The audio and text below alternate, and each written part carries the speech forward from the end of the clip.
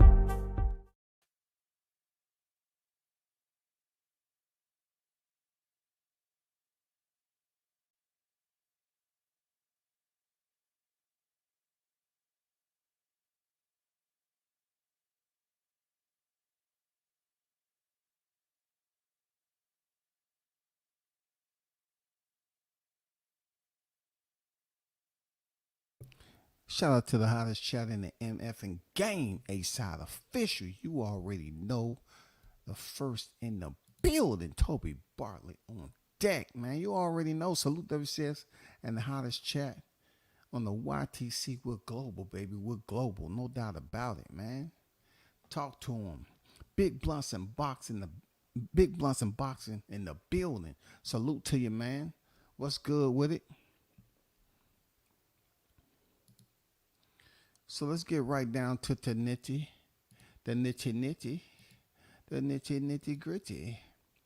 Let's talk about it. So there's an article out with Eddie Hearns basically speaking his opinion on signing Jaron Ennis.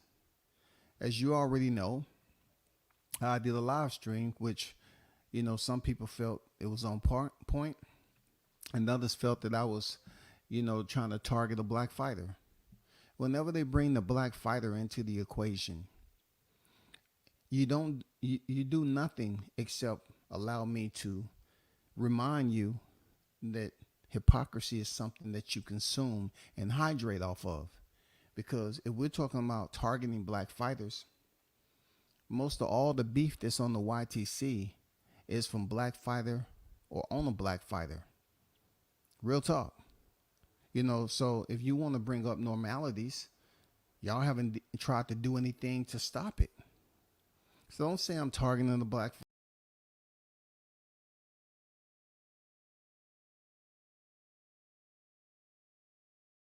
Don't say I'm targeting a black fighter just because, I'm speaking about boxing.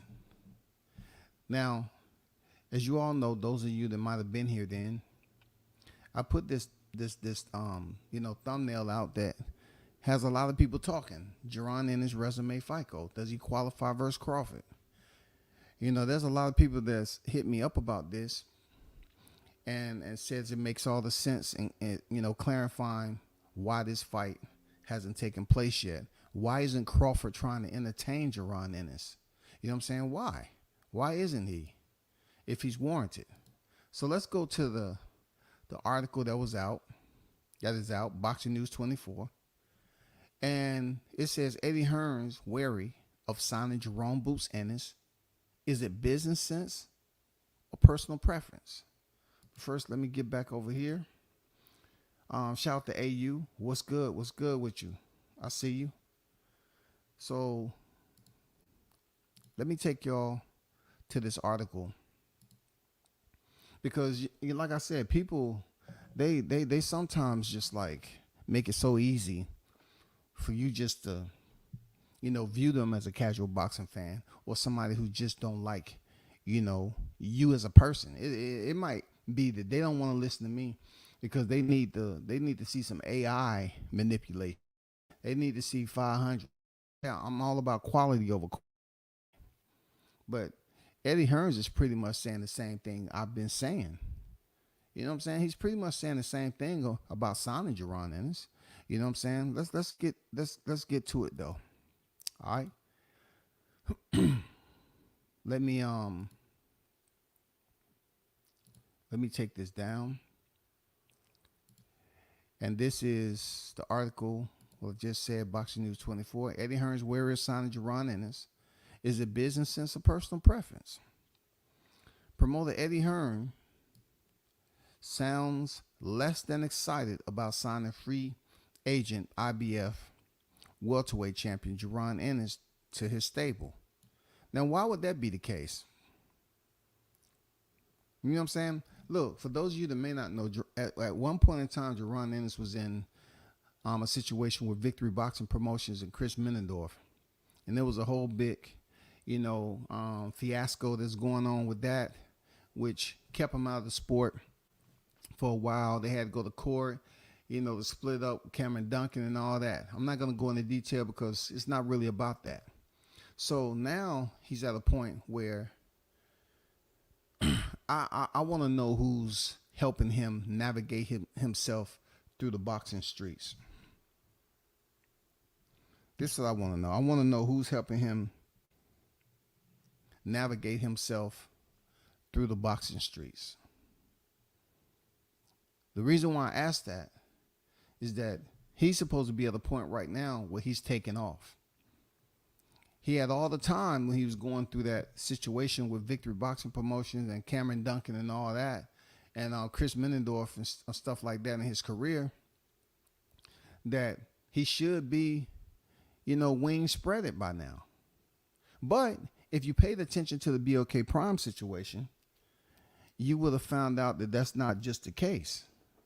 And this is where I'm at with it. I'm going to get back to the article. This is where I'm at with it. When the question was asked about Steven Espinosa being over there on this supposedly phone call for Jaron Ennis, the question was asked, was Team Ennis signed to Showtime? And Boza said they wasn't signed to Showtime, and that he was loyal to them because they felt that BOK Prime was trying to get Jaron Ennis to sign with them, and they didn't want to sign because they was loyal to Showtime. So they went on based off loyalty to Showtime, who ultimately end up dissolving their matrimony with PBC. So now we at a point where we have to look at decision making. Decision making is in this case is not in a nutshell. Hell no, it's not in a nutshell. This is much bigger than that. The decision making comes into play. How do you advance the marketing of Jaron Ennis's brand?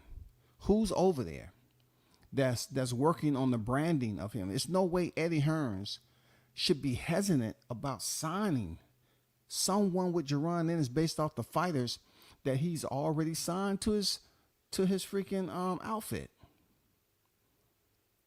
This is much larger. See, people don't want to get it because they feel like, oh, I want to jump on the bandwagon and talk about all this, what Crawford should do and what everybody else should do. We're talking about real life shit that affects this guy in his professional job. Why would Eddie Hearns, a prominent promoter, sounds less excited to sign Jaron Ennis? Let's go on. It said, Hearns talk about not wanting to be stuck in a contract with the fighter with the incorrect commercial value. You know what I'm saying? An incorrect commercial value. What is incorrect commercial value? Well, obviously it has to deal with WCS is what he's been talking about. His boxing FICO score. You know what I'm saying? People tend to frown upon when terms are used and they only can relate it to their actual credit. You know what I'm saying? But this is credit. You know what I'm saying? Because they look on your credit report to see what your history is like. And that's the same thing they're doing with Jaron Ennis. They're looking to see what is going on with his history. And just because I gave him a FICO score in boxing, It's not too far off the common path if Eddie Hearns is saying incorrect commercial value. He believes his FICO score is low too. See, the individuals that supposedly be on the side and supposed to be hyping Ennis up, that just goes to show you this is a perfect example where you have a 31-0 fighter with no one to really fuel and build his brand. No one's there doing administrative work to build his brand. You know what their primary focus is, y'all? And y'all should spread the word out there to the YTC. Their primary focus is to do the exact same thing they attempted to do with Crawford Spence. Not knowing that Jaron Ennis has not been in the position of a Errol Spence nor a Terrence Crawford. He's not in the position at welterweight for them just to grab hold of talking points and try to boost this man up on the coattails of Bud Crawford. It's not, and it will not work. It's not going to work. We have Eddie Hearns out here that's saying incorrect commercial value. This mirrors up to what I was saying about his boxing FICO. Insufficient. His resume has no names. Not only that, Eddie Hearns is basically encapsulating a larger area of concern when it comes to the brand of Jaron Ennis. You know what that is? Him as a fighter, bringing consumers to the table. Bringing consumers to the arena. Bringing the promoters and the big wigs to the table to try to plan a fight around him on the main event. You remember when Jaron Ennis said he want to now start headlining? Bro, that sounds good. That sounds good, Jaron, but you're not a headliner like that unless you're in a small venue. And if you are just placed in that small venue at 31-0, is you still fighting just like Bud Crawford said you a theater fighter? If he told you that, then other people see you as that. And you know who's making my point? Who's proving me correct? Eddie Hearns. Eddie Hearns said incorrect commercial value. He's basically saying you're not larger than a theater fighter. With 31 victories, 0 defeats, you have to really take in consideration of who's around you and how do they bring you up out of this mud hole. You have to let the YTC mumbo jumbo go. You know what I'm saying? Your people, those individuals just throwing your name out here recklessly, loosely, to hope something catches with Crawford. When in fact it's much, much bigger than that when it comes to you, Ennis. Your personality is banal. It's boring. You have to find a way to build up your personality. You just can't freaking do nothing in between fights. And then when you get ready to fight, you just sit there and barely say anything. I think the most you ever said really was when Rashidi Ellis was getting all, powered up and temper, his temperament was up there and he was feeling a little bit, hyped up. And you was talking to him. But besides that, bro, you just sit on stage and you're supposed to be, at this point, you're supposed to be, like a Teofimo Lopez, you know what I'm saying, Devin Haney. The only reason I'm saying them because they, at one point in time, not too long ago, they was without championships. Now they've changed levels to the point where, Devin Haney's name is bigger than yours. Teofimo's name is bigger than yours. You know what I'm saying? Even George Kambosos. George Kambosos get his off, beating Teofimo Lopez. You know what I'm saying? Josh Taylor's name bigger than yours. The wild part about it, and this is going to offend you, Jaron Ennis, but Rolly Romero's name is bigger than yours. It might be bigger than yours because of controversy, but Rolly's name is bigger than yours. A lot of people, you need to watch him in person. When Rolly's in person, a lot of people want to then take a picture and they want to ask him some dumbass questions. You know what I'm saying? But they know who he is, man. They like him. You know what I'm saying? They like Rolly, man. You gotta ask yourself who welterweight are you bigger than when it comes to the brand, when it comes to your name, your FICO score? At welterweight division, who can you say you're bigger? You're not bigger than Keith Thurman. You're not bigger than Errol Spence or Terrence Crawford.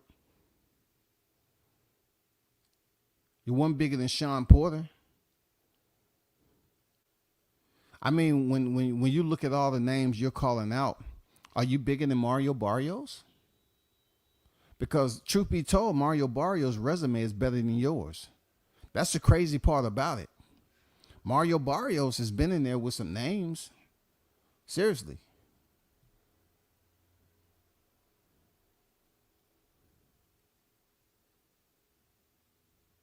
Cody Crowley, Blair the Flair. Who name do you stand out against? I mean, I'm talking about a wide margin at the welterweight division. It's not so funny anymore, huh? See, I try to explain to them, they think it's just personal Southside of the body. It's not so funny now, huh? Because check this out. The Errol Spence and Terrence Crawford situation is pretty much evaporated. So now they want to make sure they grab hold of you and bring you into the equation. But it's not going to have the same spark, nor is it going to cause a fire there, Ennis. The reason why it's not going to cause a fire, because the people who are attempting this is not, they understand that they have to go through desperate measures to try to get people to attach you to Crawford's name. And that's hard to do. See, it was much easier to attach Spence Crawford because they was both champions in the welterweight division. Spence had 3 belts, the WBC, WBA, and the IBF. And Bud Crawford had the WBO. This was a long time coming. This was built up years and years. You can't build up no rivalry with Crawford. He's on his way out the door. You know what I'm saying? Errol Spence had names on his resume. The Petersons, the Algiers, the Garcias, you know what I'm saying? The Brooks, Porters, Ugas. You know what I'm saying? He had the names on his resume. And then even some below that.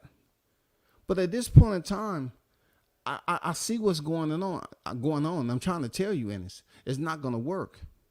You're not going to be able to, have your people become clout rangers and attach your name to Crawford's like it's going to have the same magnet. The magnet ain't the same, man. You ain't attracting shit. You and your people is going to have to look at what Errol Spence had to do to get the biggest paycheck of his career. You have to take what I'm saying in consideration. Because listen, those other people that call themselves supporting you there, Ennis, they're really not looking at the big picture. They're looking at the carnival side of it. You know what I'm saying? They're looking at the freaking parking lot carnival, the circus effect. They want to continue to bring up shit. They try to say, Crawford ducking, and it ain't going to work. Eddie Hearns is basically validating the same what I said. He said you have incorrect commercial value. That's exactly what I was talking about your boxing FICO. That resonates out to the entire general public when it comes to the boxing community to attract the consumers to pay for a ticket for Jaron Ennis. People don't know who you are. You know what I'm saying? You got to get your name out there and find out, okay, who is this person? You got to fight somebody. You know what I'm saying? For them to get your name out there. At 31 victories in, Eddie Hearns is saying incorrect value. Let's continue to read. Meaning that Boots 31-0, 28 knockouts is not a big star right now and wouldn't sell tickets or deliver for the zone subscribers. Okay? Matchroom promoter Hearns may have earned the hard way about signing American fighters Devin Haney and Regis Prograis as they don't bring any big ratings to the zone. Haney fight with Prograis recently bombed on pay-per-view. Devin fighting style is so dull that the chances of him ever becoming a star for Hearns are slim. This is them writing the article. Those are not my words. Hearns hesitation, commercial value. This is Hearns talking. When you talk about U.S. headliners, the last thing you want to do, which I've done before, is sign a fighter with incorrect commercial value, stuck in contract with them that you have to keep headlining that doesn't rate, said promoter Eddie Hearns to IFL TV when asked about his interest in signing free agent Jaron Ennis. Although Boots is arguably far better talent than Hearns fighter Conor Ben, he's not British. So the UK fans won't rally around him. Let's stop right there about the UK fans. Once again, Eddie Hearns make a very, very valid point. It's one thing about these countries, they rally around their own fighters. It's one thing about the U.S., we really don't know where the fan base is at, especially when it comes to black fighters. I'll just be totally honest. We don't know where the fan base is at. We don't know. You know what I'm saying? We don't know. You know, we don't know where the fan base at.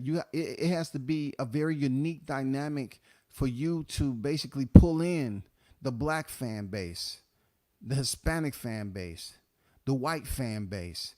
You know what I'm saying? Whatever fan base is not your ethnicity, you know what I'm saying? You got to be special. You got to be able to get them to be attached or attracted to who you are as a boxer.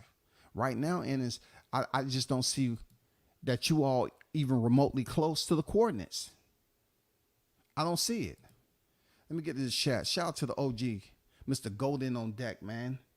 You know what I'm saying? Shout out to the wild dog himself.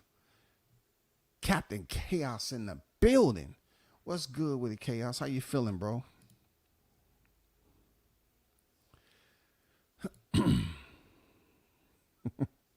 He said, hit him with the soft talk sarcasm. Salute to the real one, Mr. Expose You First. They got a muzzle on me, Mr. Bartlett, but it'll be soon come off. Yeah, man, be patient. Be patient. You know what I'm saying? Shout out to MD on deck. Just sent you something in your DM. Check it out. Okay. All right. Let me I said shout out to the OG. You Mr. Golden in the building. Just trying to get through some of these. What is better? Money. We here. We all here. Appreciate that, Jay. Salute to you.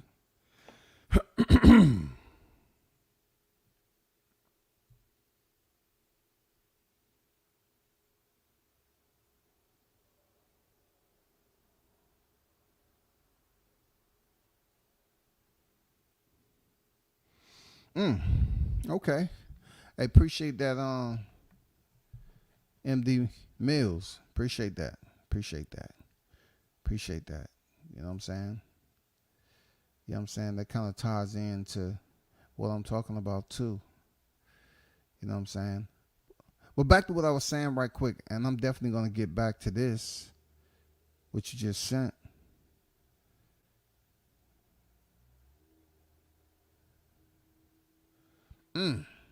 Okay. Okay, that sounds good to me. And how this chat in the MF and game. Appreciate, you know, the ones who be dropping input in the DMs, you know, Blunts, Big Blunts and Boxing, MD, everybody else. You know what I'm saying? Dixon and all them. I appreciate y'all.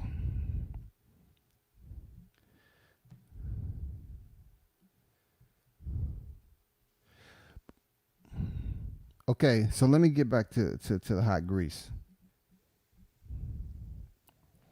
So lately I've just been reiterating this, right? Let me finish this up with the Eddie Hearns topic, because I've been reiterating this because if you don't help people change levels, they think that the YTC is just a place like Dave and Buster's. They continue to go up here and do the same games over and over again. I ain't lying. Like, I can go up here and ad-lib about some shit, but I'm not gonna ad-lib all the time. But I can come in here and ad lib on some serious shit and make it make sense. This shit Eddie Hearn saying is basically right around what I was saying myself about the boxing fight code. Can't say I got it from him because I did my live streams way before this. You know what I'm saying? Let's get back to the article. So we would definitely add talent to the roster, but it's got to be the right talent. It's not just a decent name. What's the point if they don't put bums on seats or don't deliver subscribers to the zone? Now, how dare Eddie Hearns say some stuff like that? How dare he? Because I try to sway away from bum status. Jaron Ennis is not a bum. You know what I'm saying? He's not a bum. But people who use that terminology may look at his resume and say, well, if I want to look at some, or if I want to try to locate some, then I might find them on his resume. I don't know. This is Eddie Hearns talking. He's pretty much, in a polite term, saying you know you have bums on your record. That's not terminology I use. So what do we do with that? Okay, so Eddie Hearns is up here. He's giving all the signs that he believes your resume doesn't add up. And why would he want to assign a fighter that has incorrect commercial value? Low FICO, insufficient FICO, incorrect. He pretty much said the same thing I said. I said insufficient. He said incorrect. The same thing. This is not a game. I believe Ennis is 26 years of age, right?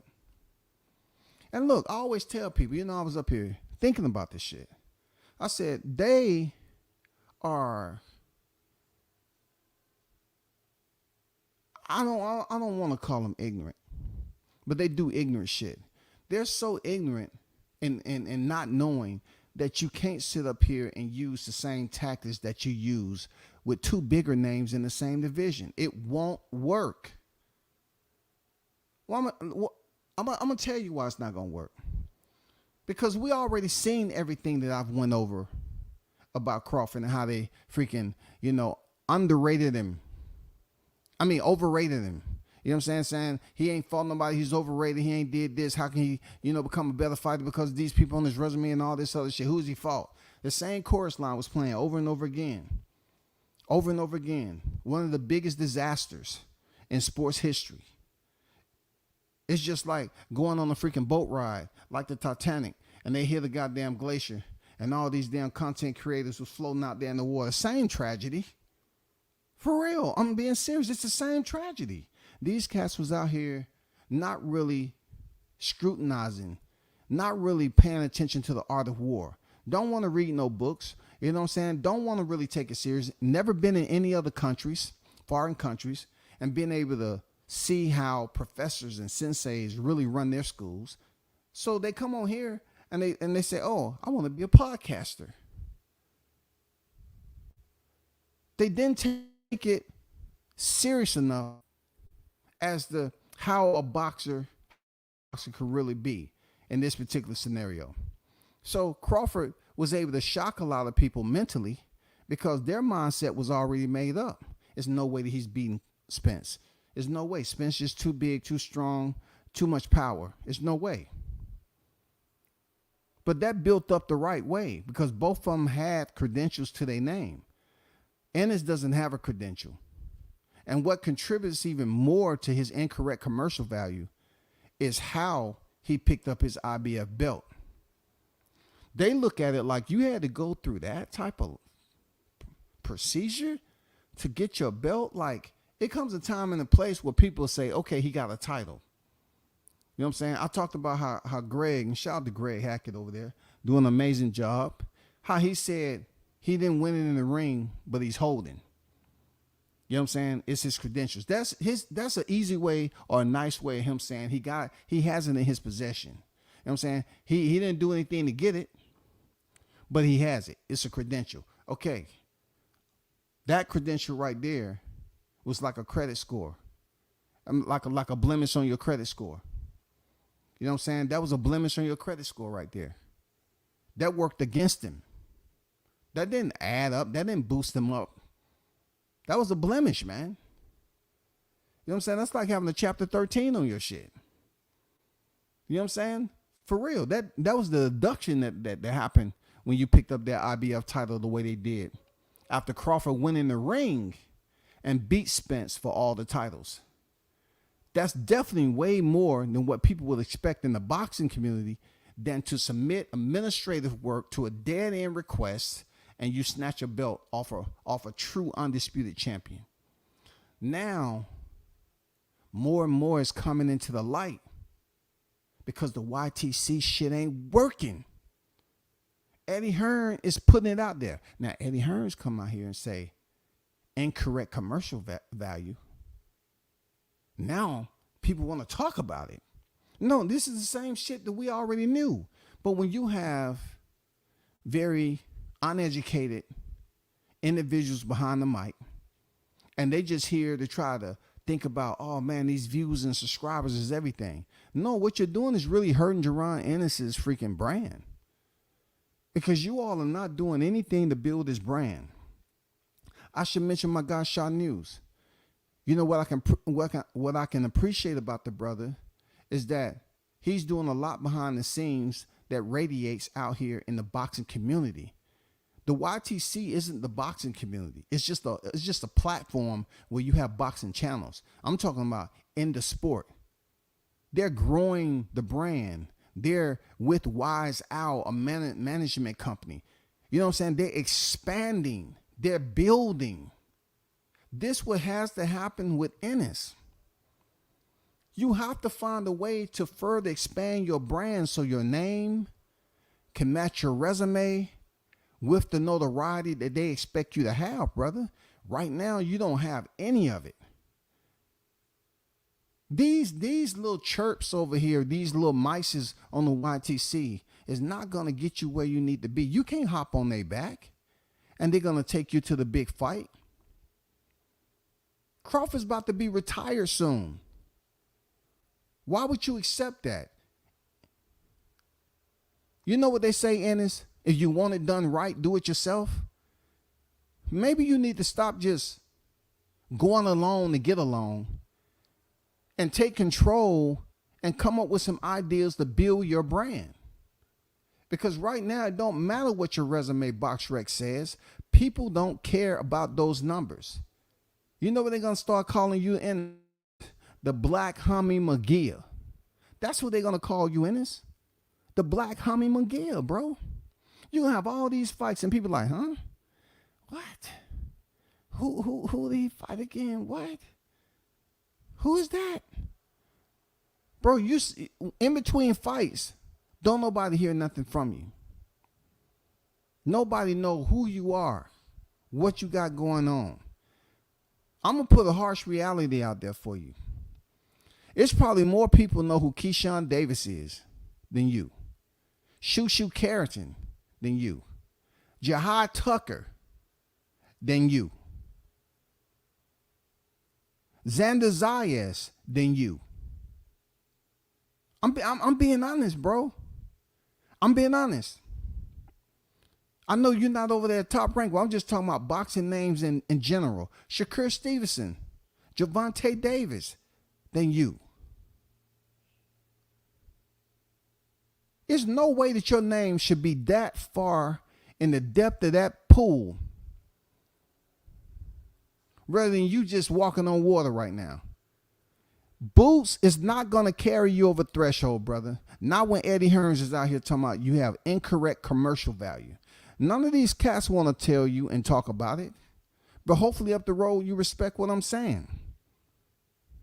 I've been really, analyzing this situation, just sitting back because I can care less to talk about, what everybody else talking about. But in this scenario, I'm looking at it more so trying to analyze, how to bring you out the rut. Because I'm trying to explain to you that Crawford's not going to be here that much longer. And the dumb shit that they're trying to pull, like they did with Errol Spence, is not going to work. You don't have the credentials, nor do you have the FICO score of Errol Spence Jr. at the time that people was pushing him and behind him. See, Crawford They never wanted to give him credit because they refused to see it. I guess he was making it look too easy. If that was a blemish, that's not a blemish, that he actually went through, and when he got to the welterweight division, going through his opponents like that, making them look easy, that pretty much pulled some cataracts over people's eyes. I believe, the way he was doing it, people couldn't really see the value for which he was doing it. So when he finally went in there and beat Spence, now you have your fans, Jaron. Pay attention there, Jaron Ennis. Now you have previous Spence fans that's trying to basically abort mission and jump over here to you. What you need to understand is that the mentality of these individuals that's trying to push you on Crawford, are you tracking with me, Ennis? They're trying to push you on Crawford with the same language that they was using prior to July 29th. Do you understand me, Ennis? Listen to what I'm saying. These same individuals that's supposed to be supporting and pushing you up, and elevating you and everything, they're using the same stale, antiquated language that they used to sit up here and debate and criticize Crawford when he was getting in there to fight Spence. They're trying to do the same thing for you. They're trying to use the same language. This is where it fails, Ennis.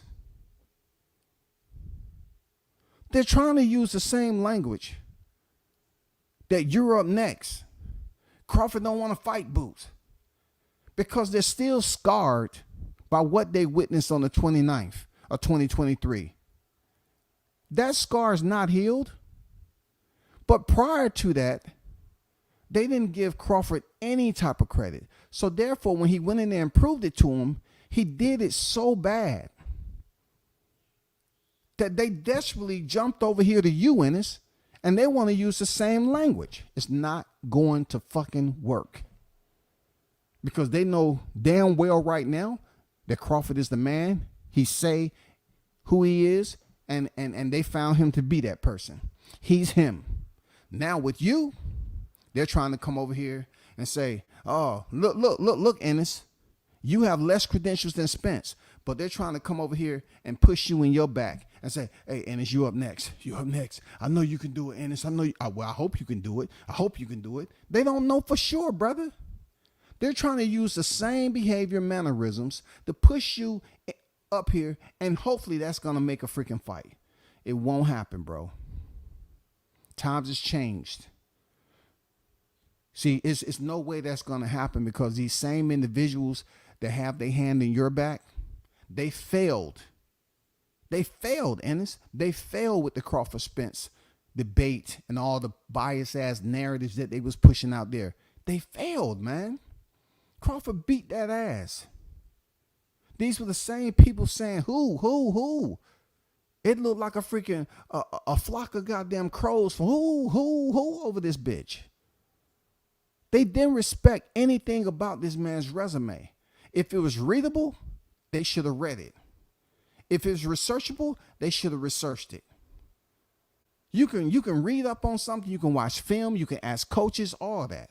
But you can't just sit up here and listen to people say the same thing over and over again. He ain't fought nobody. Who is he fought? He ain't fought nobody. And then he go in there and beat Spence up. And these same people that's pushing you, Spence, they're making excuses as to why the fighter that they used support heavy lost the way he did. That's not going to drive your success, big dog. It's not going to drive your success. Eddie Hearns is saying you have incorrect commercial value. You got to do something drastically. It goes on to say, I'd rather use that money to be fluid, to make great fights. Boots is still a conversation that is open, and many other world champions as well. But they've got to be right for everyone involved. Crawford's price tag. When I look at Crawford, Terrence Crawford, who is arguably pound for pound, number one, what would I do with Terrence Crawford, said Hearn. You know what I'm saying? When I look at Terrence Crawford, who is arguably pound for pound number one, what would I do with Terrence Crawford, said Hearn. He wants an absolute fortune to fight, and rightfully so. Okay, we have to pause right there, Ennis. He wants an absolute fortune to fight, and rightfully so. You see how that's quite different than what those pundits who are trying to encourage you to jump into this volcano. You see what he just said, and rightfully so. Rightfully so mean he's confirmed, he's official, he's legitimate, he's been that way. But the fight everybody wanted to see, Crawford went out there and consummated any doubt. Ennis?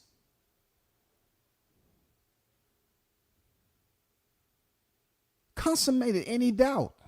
Let's go on. But if I don't have the dance partners for Terrence Crawford, then I'm not in that business. Boots might sign with us if we have options for him at 147. But you've got to have those options, and you've got to be able to make those big fights. Otherwise, you sit on a contract and you're paying a guy an absolute fortune for fights that aren't going to deliver. It's a terrible business. So you would be smart, said Hearn. So you to be smart, said Hearns. What he's basically trying to say is there's a time and place where, people was loving to criticize enough money to buy Beverly Hills, and people ran with that shit, and they was just treating it like it was personal. You know what I'm saying?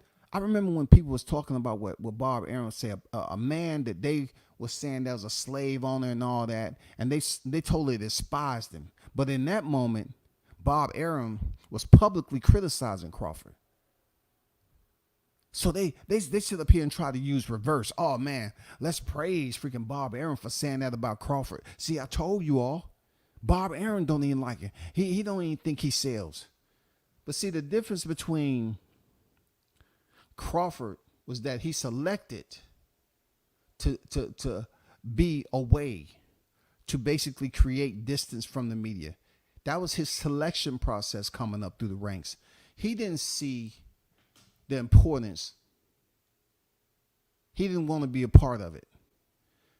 As he continued to grow in his career, he found out, okay, if you want the big fights, you need to get your name out there a bit more. You know what I'm saying? Everybody know you can talk and communicate with your fist, but we need for the people to know that you have a personality. We need to see you out here in public more.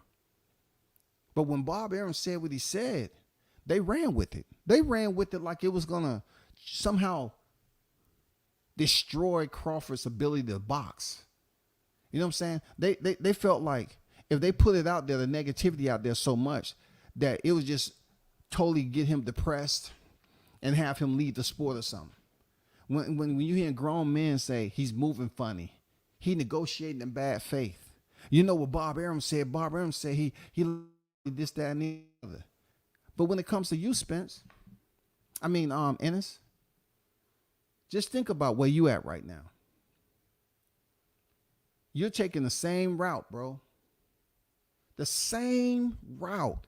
You're choosing to stay away from the media, do almost zero to nothing in promoting yourself, or to motivate those around you to find a plan on how to promote you, on how to get your brand out there. And also you, Ennis, if you want the big names, you got to start performing like you the big name.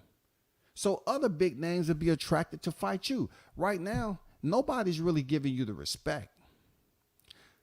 Like, the fucked up part about it, Ennis, is that you're in a worse place than Crawford was when he wasn't in the media. Because at least he had championships. He had names that he was beating. But he selected to stay away from the media on his own regard. It's just not even motivating you to know that, man, I need to come out here and start beating people. I need to go out here and start calling out big names. I need to get my career on track, because before I know it, I'm going to be in my 30s. You still have good time, man. You have good time to make this shit happen. But for those individuals that's behind you trying to push you along, trying to throw you in the back of a train cart, that Crawford train cart, and say, just ride this until it stop. You'll be okay. We got you. Just ride. It's not going to work, brother. Y'all just over there bouncing Crawford's name like it's a goddamn Big 3 tournament. It's not going to happen, bro. That shit is old, it's done, it's played out. That's why we're not getting Crawford Spence 2. He made it look too easy. The man went up there and got cataracts. I'm telling you, and you're going to have to, you have to understand what Crawford did early in his career, stay away from the media. It's going to be worse for you because you're more so acclimated or intertwined with this social media shit. They saying your name, but they trying to use the same rhythm. They trying to get the same algorithm going by attaching your name. It's not going to work. It's over. Crawford's not even entertaining it. Eddie Hearns not entertaining it. A lot of other people are not entertaining it. All they doing is just making you look goofy.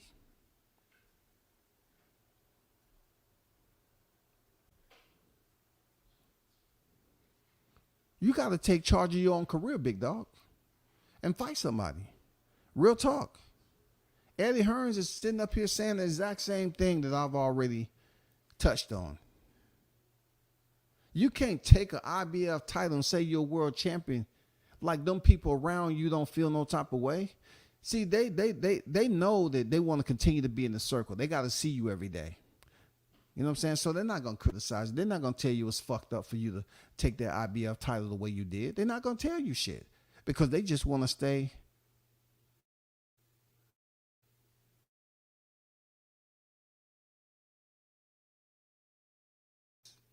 They want to stay close. They're not going to tell you what really should be popping off. They're not going to tell you, bro. They're not going to tell you at all. They don't care. But when Eddie Hearns come up here and say you have questionable commercial value, questionable, incorrect commercial value, brother, that should be an alarm system for you to get your shit together. Just like Errol Spence went and hired Adrian Clark, at this stage in his career, it's never too late, man. He felt that he would be losing a substantial amount of money, especially on the eve of fighting Crawford, the biggest fight of his career.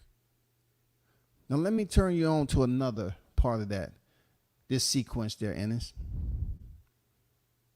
You remember when all these people was, pretty much saying that,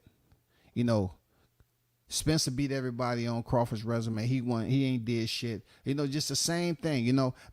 What I'm trying to tell you is that the way they viewed the man as a person and as a resume, they put him on the lowest tier of value at the end of the day.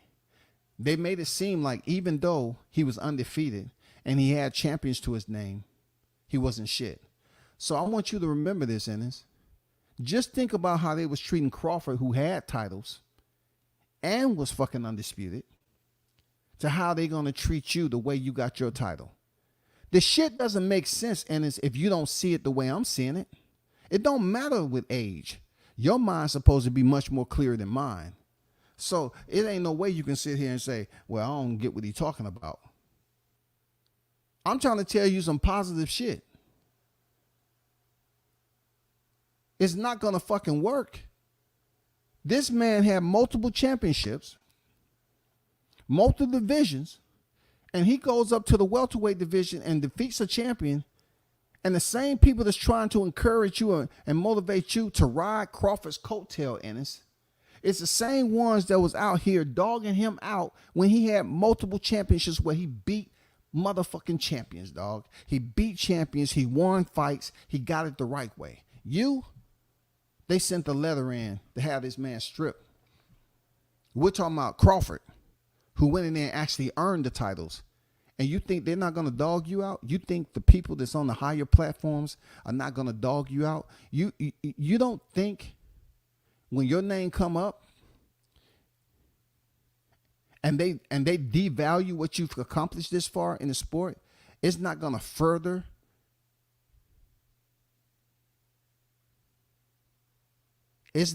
further criticize who you are as a fighter when it comes to the incorrect commercial value, bro. Yes, it is. Think about what I just said. All the chips that Crawford had, they was criticizing and say he ain't did shit. They ain't fought nobody. All these black people there, Ennis. And you don't care about that at 31-0? You don't care that you're going to somehow be up under that? It's only a matter of time before the hailstorm come for you too. Multiple championships, he ain't done shit. And you got the IBF champion, your first championships, and you didn't fight nobody for it.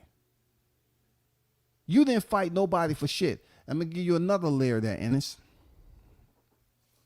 to be very, very careful about.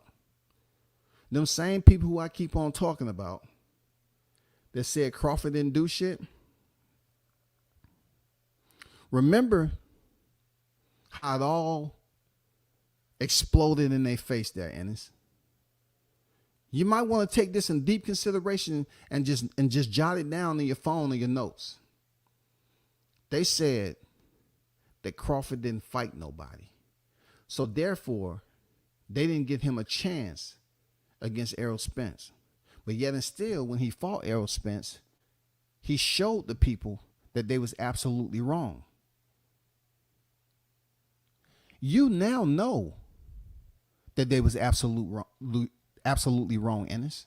You know that. You seen the fight. You all was going for Errol Spence. You know that. You know how dangerous Crawford is. If you don't want to fight the man because you know where you're trying to go in your career and people telling you, nah, we're going to continue to build and build and build. Crawford on his way out. Then tell them to shut the fuck up. Because to me, it don't seem like you want to fight him. There's more people out here that you allowing to sit up here and do live streams all the time and speak and talk about. Teofimo Lopez has done more talking than anybody about fighting Crawford. Whether he keeps the same energy after Ortiz or not, that's up to him. But all I'm saying is, bro, y'all in the same division. Same division. Those same people who said, who is he fought, seen the fight take place, right?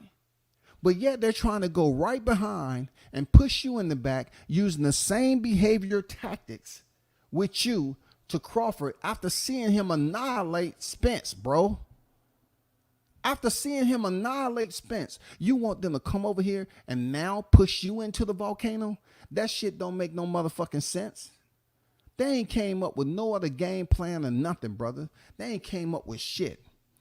They just want to go over here. Well, forget about what you seen July 29th. We have a whole nother fresh year. We in 2024 there, and don't worry about it. And you got to pay attention. Man, it's almost like y'all just going day by day. And y'all extremely complacent over there. Y'all don't see what the fuck is going on? Did y'all learn anything from Crawford staying away from the media?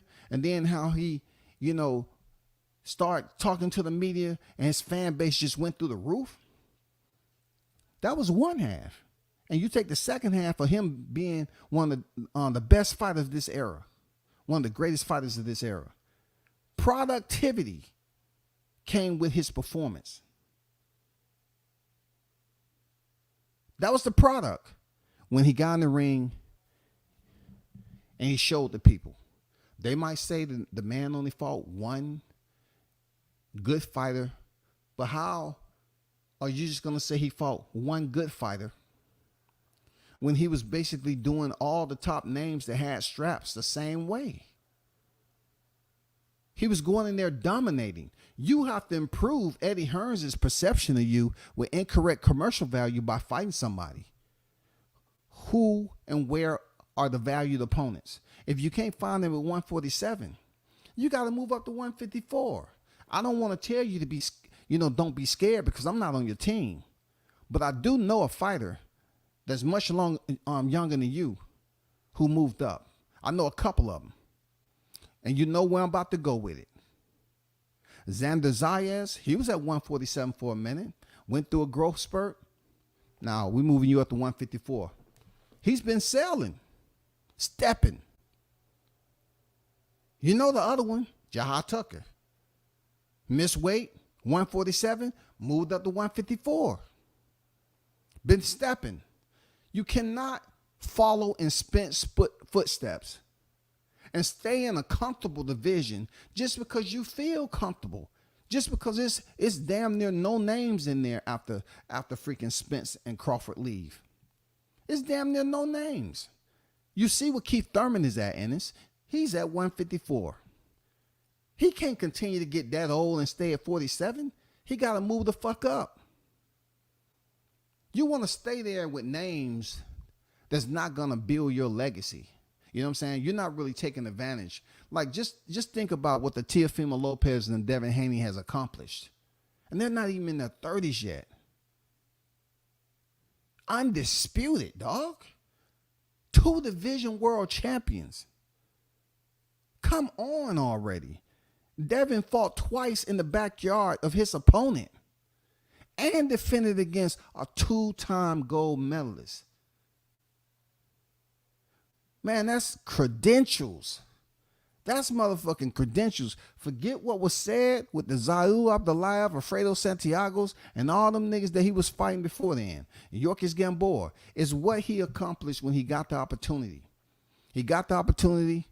He took change, pocket change, went over there and got it done twice. Teofimo Lopez defeated Nakatani, beat Comey, beat Lomachenko. Went up, 3rd fight in, fought the former undisputed, the current reigning lineal, beat Josh Taylor. And y'all both in your 20s there, Ennis. What the fuck you gonna do to catch up, dog? At one point in time, I was telling this to Devin. I was like, hey, Devin, what are you gonna do to catch up to Tio? He's caught up. He's caught up. It ain't no question. He's caught up. Then you got to look at this also. You have Shakur Stevenson out there that's a 3-weight world champion right now.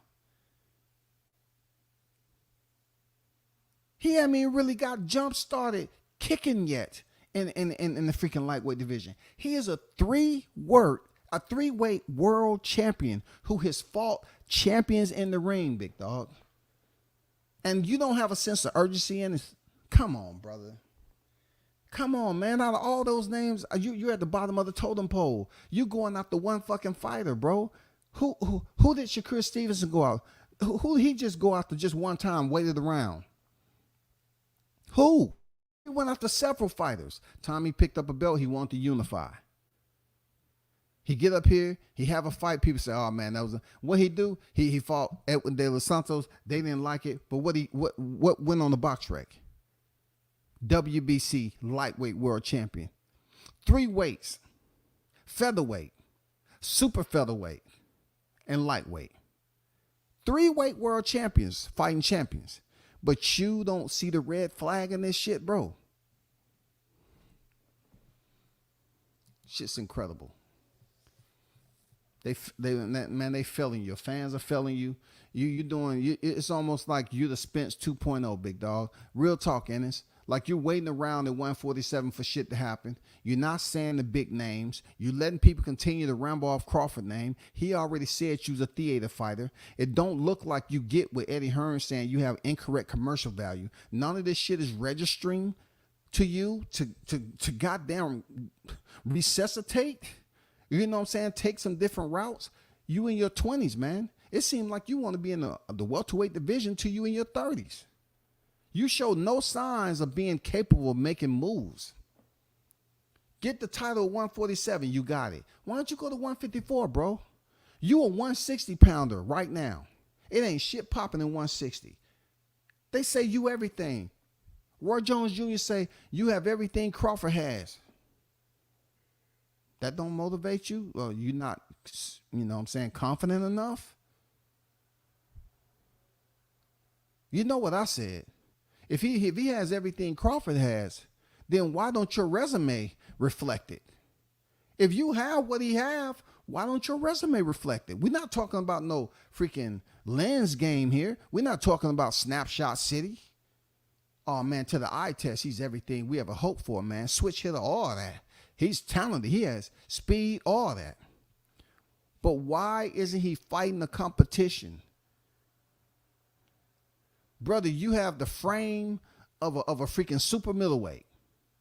But you're gonna have people continue to glorify, oh man, Ennis is huge for 147. They were saying that about Spence.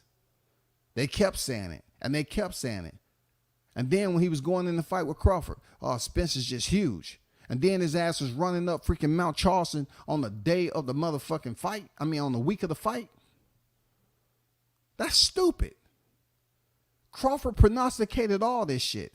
When I beat him, y'all gonna say he was too weak. He was weight drained. He stayed in the division too long. I mean, come on, Ennis, man. It's too much. It's too much out here for you not to see the red flags and move the fuck on, dog. Nobody ain't gonna babysit you. You got the frame of a super middleweight right now, but you giving every impression that you just want to hang out. And you want people to continue to say how good you are, but your resume has you posted out here in public as incorrect commercial value, insufficient FICO. Let me get to this chat. Arrow had people willing to put money behind him and the team working to get him out there. Boots has a cool little team as far as the people on the ground getting his name out there, but he has no financial backing. Like, y'all fighters, the YTC, it's enough information and data out here for you to know that ain't none of these cats built no fighter up to no freaking championship level like you about to see.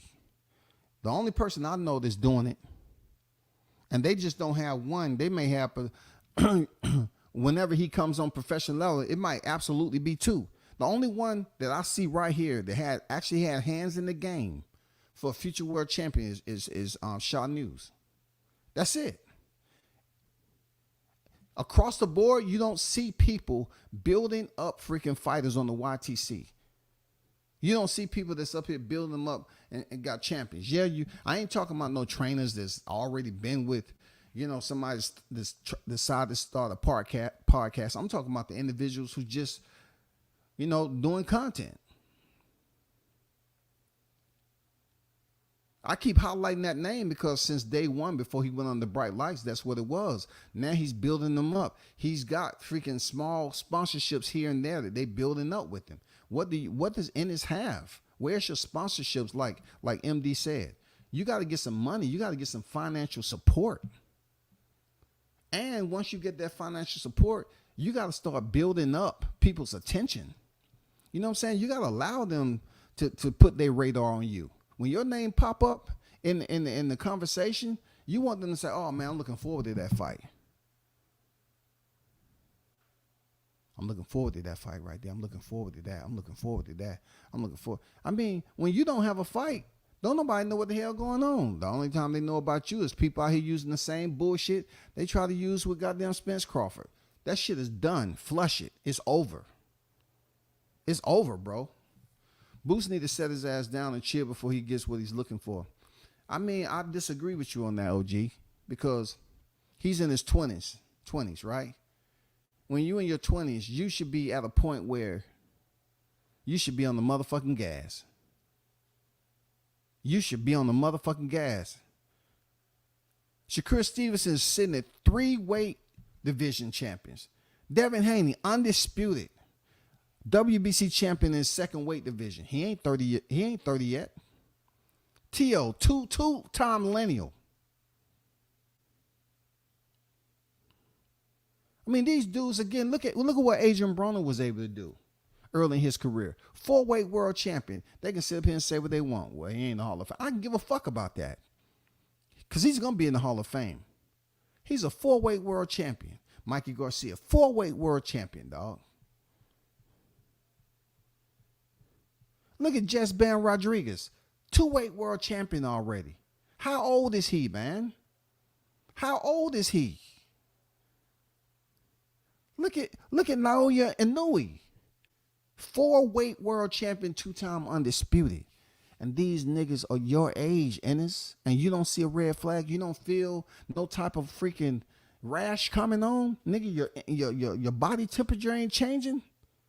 You are behind right now, and the only brother that's telling you like this is me. I'm not coming at you all malice or none of that shit. It's just when I'm paying attention to this right here. I'm just looking at it in a sense like just doing my own analytics on it, my own observation assessment, my own freaking personal examination. And I went through the whole freaking build up to this shit. I saw everything playing out with Crawford Spence. And the people that's sitting up here attempting to do the same thing with you. I'm here to inform you that this shit ain't gonna happen. It ain't gonna work. Those people don't give a fuck about you. For them to come over here and remediate the bullshit that got them slapped with a motherfucking cactus hands, slapped with a tire iron. They underestimated Crawford so much. Come on, man, they'll never recover from that shit. They was all on the motherfucking panel saying the same thing, brother. You saw the demise because y'all was up here. Oh, he's fighting who? Avocado, Avasnesian, Avanesian, Avaplesian. Who is he fighting? Don't nobody know his name. Well, guess what? Guess what? Guess what?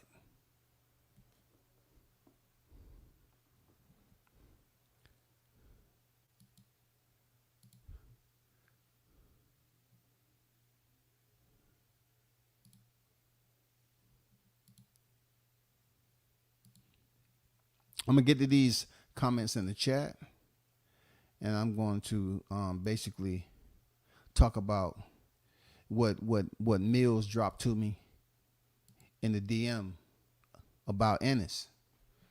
I like it. I like it. But we'll see where it's at though. I like it. I like, shit like this because that tells me there's once again quality over quantity. People that's basically trying to interact with a fight thread that's conducive to what I'm talking about and what's going on out here in the community. I like it. You'll see what I'm talking about. Bud had people willing to put money behind him to get him some names in the ring. Boots ain't got that at all. Well, these people that's out here using the same tired ass, freaking bullshit. They need to get together and come up with some new content that's going to help. They need to call up Shaw News and ask, how do you do it? Look, people think I'm bullshitting, but I've watched. He's doing some shit that I've never did. Like, that's not my lane. But they're with Wise Owl. People say, oh, man, we ain't never. Okay, that's up to you. But you got to understand the progress.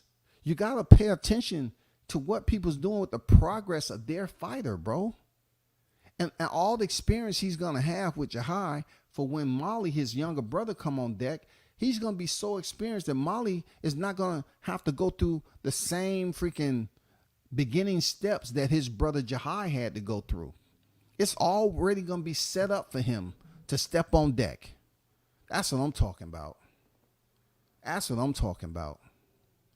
No, Eddie ain't saying that bums on seats means people paying to come watch them fight. Not they've got bums on their resume. Look, I understand what you saying about that. I get it, Toby. You know what I'm saying? But think about this, Toby. Just think about this. I know that's where you at. That's your footprint. People paying to come watch them fight. They've got bums on their resume. Not they got bums on their resume. When have you ever heard somebody say, think about this, Toby, bums coming to see them? He said bums on seats means people paying to come watch them fight.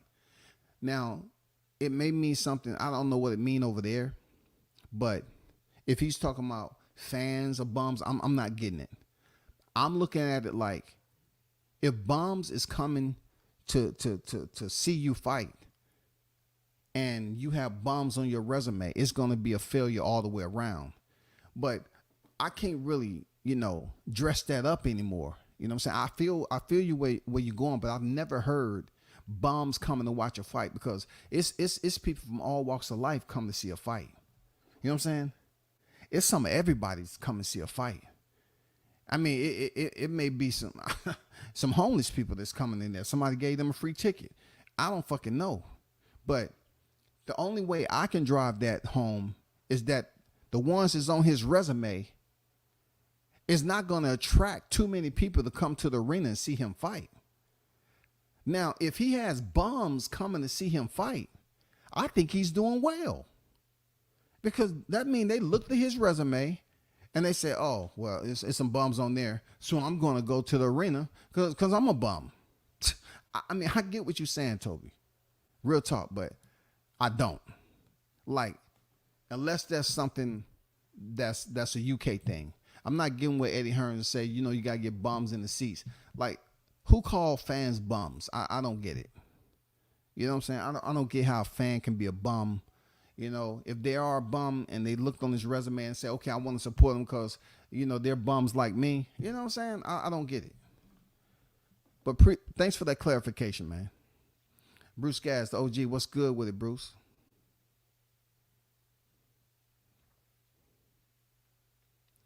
Shout out to Reggie on deck. What's good?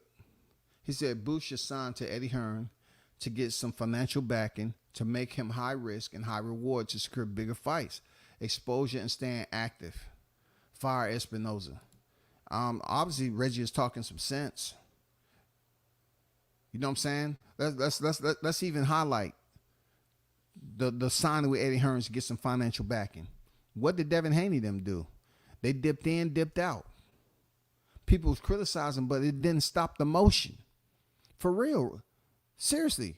People were saying, you know, oh, why he do that? Man, they dipped in and dipped out. You got to credit Bill for being the mind behind the steering wheel, dog.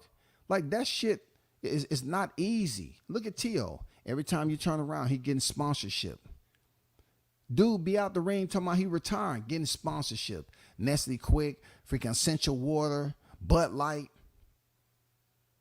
I warned you long time ago about this guy. I told you long time ago. And people, once again, they want to look at motherfucking numbers. I don't give a fuck about none of that, bro. I go off what I done seen.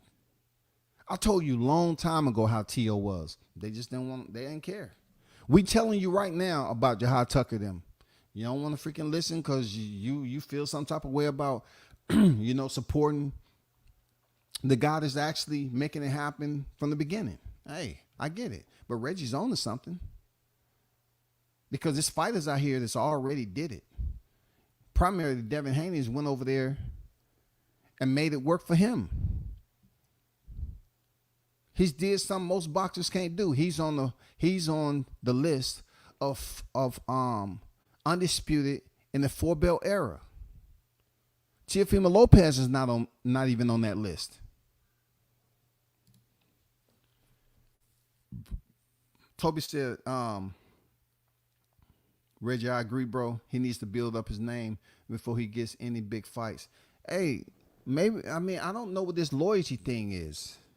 You know what I'm saying? He put hashtag Fire Espinoza. What is this loyalty thing? Where's loyalty getting you, bro? Like, is that like a buddy pass or something? If you have a friend at the airport and everything, they sign you up for a fucking buddy pass? Like, what's going on with this loyalty shit? Hey, you said once you get the job, you're going to hook me up. Come on, man. I need that buddy pass. I'm trying to see my girl over there in the DR. I want to become a passport, but I want to do it cheap. Bozian is a good coach, but that don't transfer into good boxing manager. His dad might have an old school way of thinking in today's boxing climate. Boots got to pick a promotion. Hey, man, well said. Well said, man. They trying to do what Roy Jones was able to do back in the day. And you know, sort of what the Haney's doing, and, you know, other fighters, Shakur is giving a hint that he want to be without a promotion. That shit ain't easy. That shit ain't easy. You got to be willing to go in here and have people that's willing to provide you the financial backing and put paperwork on you. You gotta have people that's willing to put paperwork on you. Right now, this Oh, we staying loyal to Showtime. Showtime is done. So y'all staying loyal. What the fuck is going on with this Steven Espinosa shit anyway? Like, bro, we don't know who you fighting. Who are you fighting next, man? Jesus Christ.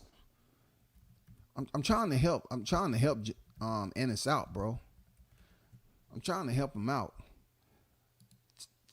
Check this out, man. His last fight was July 2023, Ramon Villa. Let's get to a potential next fight. Let's get to it. Let me get to a little bit more of these. Don't forget to hit the like button. I appreciate you, Toby. Debbie says, why you up here cooking like that, fam? Hey, man, I'm trying to help the brother. The shit I do, it's calculated in a sense where, it's just not obvious. Like, people think I'm cooking, I'm putting Ennis in hot grease. Yeah, sort of, kind of, but I'm trying to make him aware of some things. Other people are not going to make him aware because they think that them falling on their face, you know what I'm saying? Them taking a blast straight point blank range, it's okay.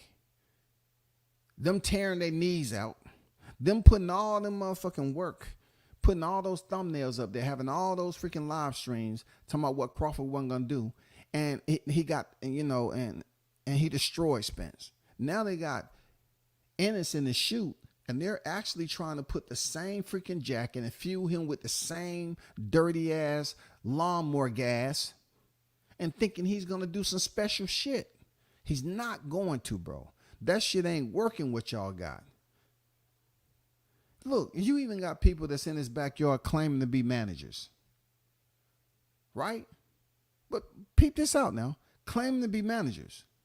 But none of them cats can get together in their backyard and try to talk with the team, just have a day that they eat lunch and try to say, okay, we got a special fighter in our backyard. We know he's special. Let's all get together and try to find a way to change the game, man. This shit ain't working.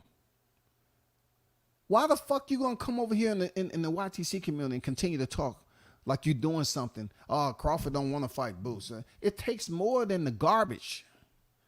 You can recycle the narrative and put it back out there. It's still trash.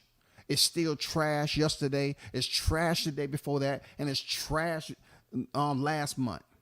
Still trash, dog. It's still trash. Period. Y'all don't want to get together and try to come up with a new plan? Or it's something we don't know about Espinosa? Did y'all sign something? This just can't be off no handshake. What is Steven doing? What the fuck is he doing? I mean, real talk, what is he doing, bro? I don't see what he's doing. Y'all forgot Boots' fan base got bigger after that Ramon Villa fight, and his highlights got over 5 million views from that 7th round alone. So his fan base not Ness. Let me say this. Let me say this to you, Reggie. And I know you make a valid point about Ramon Villa, but who was Ramon Villa before he fought Rashidi Ellis? All right, so no one was really looking for Rashidi Ellis. No one was looking for Villa. And Villa ended up fighting Rashidi Ellis. And then Team Ennis felt that was a perfect style for them to fight. So they took the momentum that Villa had off of Ellis, and they went in there and beat Villa. But who truly was Villa prior to Ellis? Nobody was looking for him. Where's he now? Nobody's looking for him. Yeah, it was plenty highlights in there with the fighter who's going to stand in front of you with the high guard. But also I can talk about Jahad Tucker has highlight reels too.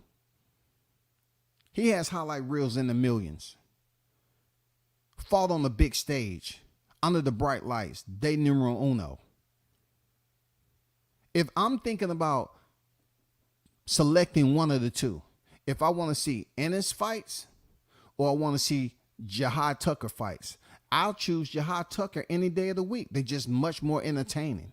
I get more out of watching him.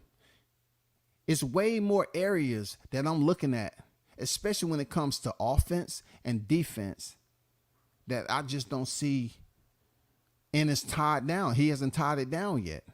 But that's not even about comparing them two. And that's a solid point you made. But if he gets 5 million views and none of that motivates them individuals that's supposed to be behind him to get together to try to change levels, like, how long are you going to squander your 20s? I mean, see, your boxing colleagues out here, they putting divisions away, bro. I'm talking about in the 20s. The colleagues that's out here in your 20s, they are putting divisions away right now. They are establishing legacy. You don't have a legacy yet. No, that IBF is not a legacy. No, it's not a legacy, bro. That's not a legacy. Don't ever think that IBF title that you got is a legacy. No. Don't do yourself like that, brother. Egg prices finally stabilized in the UK ever since Conor Ben left his fight camp. What's going on? WJ Luckett in the building. We're not getting Crawford versus Spence because Al Heyman don't have no investors for the fight, and Al Heyman don't put up his own money. Hey, if you believe that's the primary reason that we're not getting the fight and not the fact that, you know, Errol Spence did what he did, procrastinated, waited to 2024, I'm not going down that because I never was there to begin with. Look, I try to tell people the fight wasn't going to happen in 22 because Al Heyman didn't want it to happen. But they kept on saying Crawford walked away. Why? Because he was ducking and he didn't want the fight. No, he was walking away. He agreed to everything, and he wanted the fight to happen in 22. They wanted it to happen in 23. But see, they couldn't get their wish in 22, so they got it in 24. He would have been sitting on his fucking hands from 22 into 23 waiting on the fight. He got paid. He went in there and got a bag. Went in there and fought a freaking top-ranked opponent in his hometown. He wanted to fight that year, and they wanted to say, no, sign this. We agreed to everything. We're going to send you the final revision. And then what they say? 2023. He didn't want to fight in 2023. He didn't want to fight in 2023 without getting a fight in 22. If Spence then was going to fight in 22, he would have been on board with it. But they wanted to fight in 23. And Crawford wanted to fight in 22. So he walked away and went and fought David Albanesian. Good choice, man. Shout out to Jessica on deck. Salute to you, Queen. How you feeling? Boots claim the fame is beating a guy called Karen. His commercial value is $84 and a pack of gum.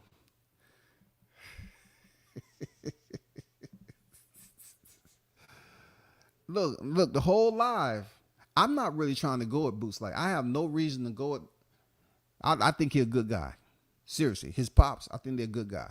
Even though they freaking Bud Crawford haters, I think they're good people. But I'm really trying to. I don't even want to mention game. I'm just trying to talk my shit and help them realize that the people that they supposedly think that support them, not supporting them. You know what I'm saying? It comes a time and a place if you want to go down in history is doing something special. Y'all got to have meetings. Y'all got to sit down and talk. Okay, how do we get Philly on the map? We got Ennis, a young fighter in his 20s, a young lion, a young buck as they call him. He's not getting the respect he deserves. Eddie Hearns say he has incorrect commercial value. After WCS say he has an insufficient boxing FICO score. So WCS can't be fucking wrong if Eddie Hearns coming behind me and saying the exact same thing as to why he's not signing them. Those individuals, y'all need to get together and try to put Philly on the map with this because it just seems like y'all complacent. I don't know what this fucking deal is with Steven. But it seems like you right back where you were when you with Cameron Duncan and Chris Menendorf. You ain't moving nowhere fast. Hey, man, if you like that shit, man, hey, that's up to you, bro. Crawford wasn't signed to PBC. Al Heyman, that's why he was ignored.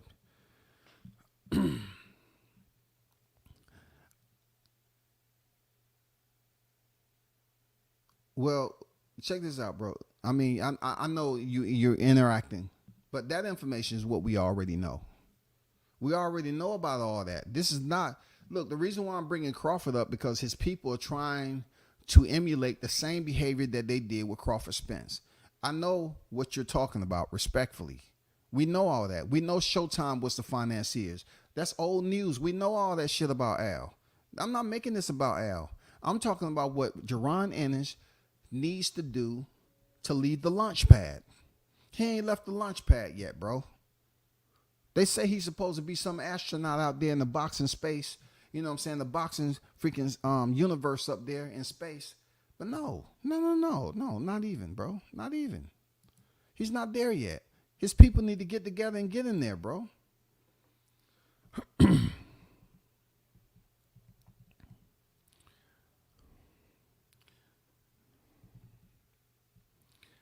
Well, I look, if you're talking about the topic, cool. But we're not trying to talk about old news on how Crawford got the fight with Spence. The fact remains Showtime was the financiers. We're not talking about how he got the fight with Spence. I'm using Crawford because they basically said he wasn't who he was. That's old stuff you're talking about. The other comments you was making, cool. But you're going down a trail that's just old news. We're not talking about how Crawford got the fight, how this and how that. You can say Al Heyman all day long, but Al Heyman is and Showtime has divorced. Showtime is the reason why they got the fight. That's a fact. That's why Spence went up there and got Adrian Clark and hired him to try to make that shit happen. All this Al Heyman, you know what I'm saying, push for what he did, man, that's over, bro. We on a whole nother freaking network, Amazon Prime, and we're rocking. I mean, they rocking and rolling from there. You know, that's the only thing I can say about that. It's going to be the same thing at 154. Boots is not going to get the big name unless he's signed to promotion. I mean, that's what I'm saying. Them people over there in the footprint need to get with him. You know what I'm saying?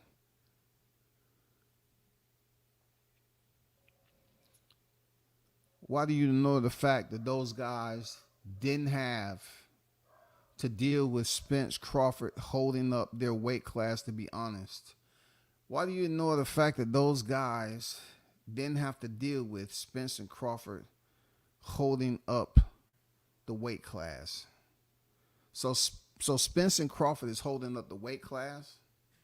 You're talking about, let me get this right. So you're talking about Ennis being at the WBO for an extended amount of time up to the year that the fight was going to happen between Crawford and Spence. So he chose to fight Korean Chudikin for the interim IBF championship, knowing damn well that he wasn't going to fight Spence before Crawford. Undisputed trumps and supersedes a lot of shit. So finally coming into this in 2023, what happened? We end up getting the fight for undisputed. So I don't need to go any other, you know, I'm talking about holding up the division. Who's holding up the division? They got the IBF to submit a letter and extract the belt without going in there fighting for it. If he really wanted to fight Crawford, right, he would have stayed in the WBO. But he felt that Crawford wasn't going to be victorious on the 29th of July, so he went over there and took a gamble in the IBF. They was hoping that Spence win, so they would be right next in line. They lost. They lost, bro. Spence lost. Team Ennis lost. They gambled, and it didn't pan out for them because a lot of people thought Spence was going to come out victorious, and he didn't. They're going to have to live with that. So being that he didn't come out victorious, what they do? They sit up here and use whoever to make some phone calls, and the IBF want to send a freaking dead-end freaking request for Crawford, knowing he's locked into a damn rematch. That's all I can say on that, man. That guy was good. Let me get to this. Okay. Man, what's good? He says a UK word. Okay, I got it. But what does it mean to me, though? Explain to me, if it's a UK word, what does it mean in context? When you say bums to the seats, is that what y'all use for consumers? Fans? Toby? Man? Is that what y'all use for? Okay, Mill said bums is butts. Okay, in the UK, basically he ain't putting asses in the seat. Okay, appreciate it. Appreciate that. Now I received the education. I get it.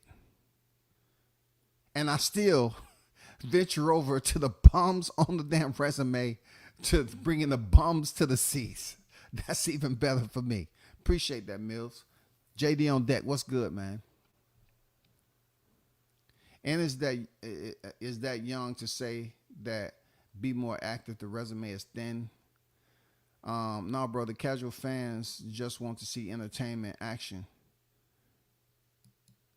Well, I'll say this, Reggie. The casual fans is not going to be the ones who's basically paying his checks when he finally knot up the gloves. Yeah, I tell people all the time, when you in your 20s, before you know it, you're going to be in your 30s. Period. Let's take a look at something right quick that was sent.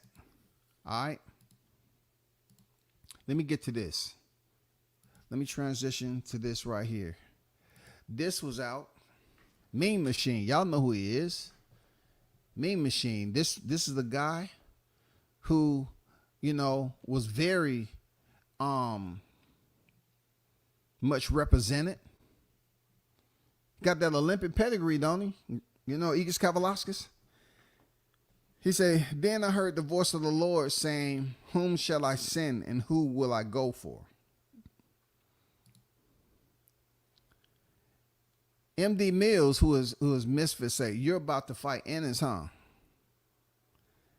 Mean Machine replied, if he stops running and takes the fight. Hey, give it up. Give it up. Give it up. I like that, brother. Appreciate you, Mills. That's what I'm talking about. I like to see that, man. Productive content with freaking fight fans interacting with fighters. And thanks to Green Machine. Appreciate you for responding, bro. You know what I'm saying? Because it's good for content. Quality over quantity any fucking day. Any hour, any second, bro. Mean Machine he put it out there. If he stops running and take the fight.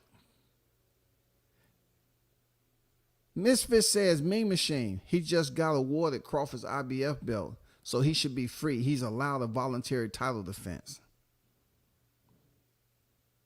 I like this fight. Mean Machine still has respect. You know what I'm saying? Real talk. He still has respect out there, man. You know what I'm saying? They talk about how he gave Crawford fits when they initially fought. And must I remind you, he was undefeated when he faced Crawford. But all they remember is, Mean Machine dropped him. Once again, RESULTS. Results. You know what I'm saying? Results. What did the results say? I'm going to leave that up there so people can screenshot it. You know what I'm saying? Because I think it's very imperative that this be recognized as very conducive communication between boxing fan and boxers. You know what I'm saying? I like that. I like that Mean Machine responded. I do. Because a lot of fighters don't even recognize, don't even freaking give you the time of day, man. And he asked a legitimate question. You about to fight Ennis, huh? If he stops running and takes the fight, I gotta let that sit up there and just goddamn be a billboard right now. You know what I'm saying? I gotta let that be a billboard.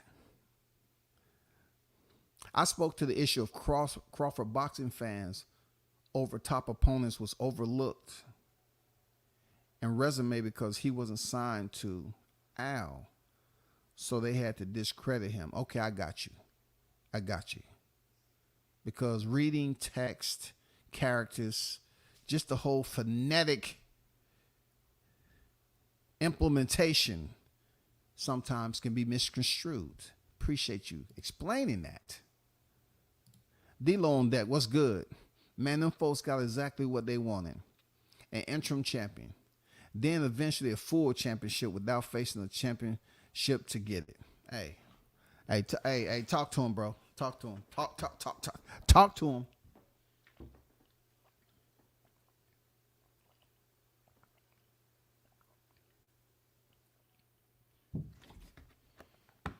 Talk to him, man. They got exactly what they wanted, didn't they? Exactly what they wanted. Exactly what you wanted, man. You went in there and fought Koran. Did y'all go in there thinking Koran was going to be this tough, unbearable, competitive opponent? No, you didn't. You felt that everything you saw in the dude, this would be easy. And he ended up being a freaking jackrabbit. And then when he started to fight you in the 12th round, he was landing some shots. Oh, man, it didn't look good. It didn't look good, bro. Arnold Brown on deck. Salute, man. It didn't look good. I ain't going to lie.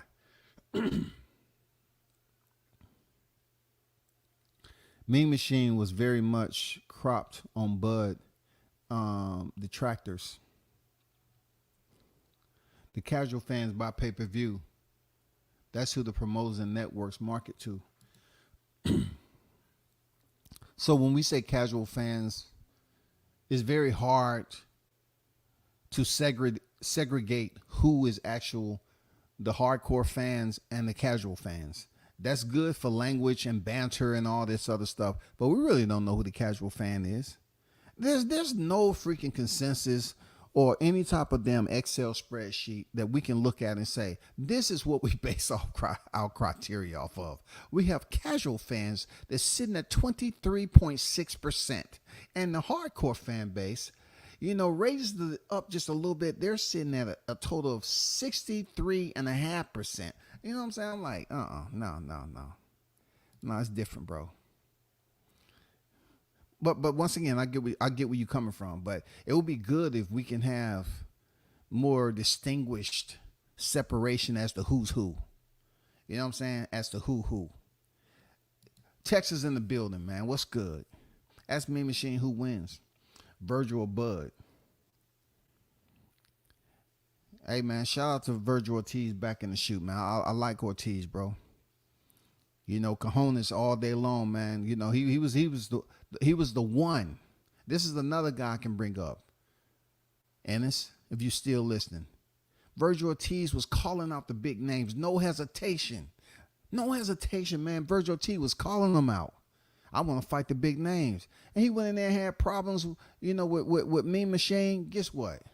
He wanted to sit up here and call, I want to fight Crawford. I want to do this. Crawford over there saying, I'll stop you. People thought that shit was a joke. Go back and spin the reel. Crawford was out the side of the rope saying, I'll stop you. I'll stop you. And looking back at who he stopped. Hey, look, what if Virgil Ortiz would have fought Crawford when he was going through his shit and Crawford kind of brought all that to the surface that he had shit going on with him? What if it would have been too late for him in the ring and he took his first L going in there against Crawford? I mean, it would have been another body. And then come to find out he had a stomach issue. And they would have said, oh, Crawford fought an unhealthy Virgil. Man, get out of here. This shit just goes on and on, bro. I don't know who is he promoted by. You know what I'm saying? Last time I checked, wasn't he over there? Wasn't Mean Machine over there across the street?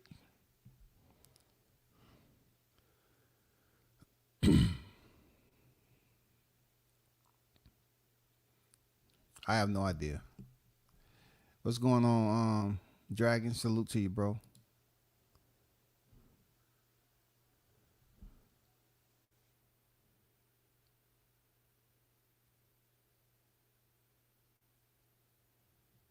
But look at it this way.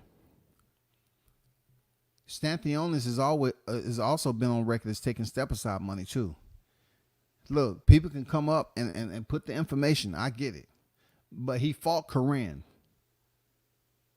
It's no because they got who they got. It's no because they switched from the WBO to the IBF, there, Reggie. It's no because they switched from the WBO to the IBF. There's no because in that. Because it's Koran. They switched from the WBO to the IBF So they was taking a route that was most fitting for them. Regardless of who they didn't get, but who they did get, that's exactly how they wanted to turn out. They wanted to get the freaking interim championship. And then Boots said he want to start headlining off that performance. You want to start headlining? No. You supposed to show it out. You was co-main event the Tank. You supposed to show it up.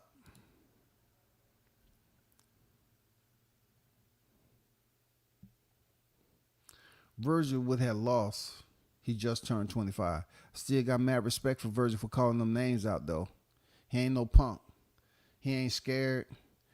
Dude can fight, man. I like his fighting style too, man. I think the fans are starting to realize that these advisors and promoters run these fighters, and majority of these fighters not their own boss. I can definitely agree with you on that. You know what I'm saying? I can definitely agree with you on that. I really don't get into the business aspect of fighters because I am, just strictly, journalism and shit, right? But I have learned a lot about the business aspect of boxing. I have learned a lot about attending fights, especially on the lower tier to mid tier to the high tier. I've learned about a lot of business practices that goes on, in boxing in general. And I tell people boxing is a system. It runs like that. Boxing is a system. But you made a good point.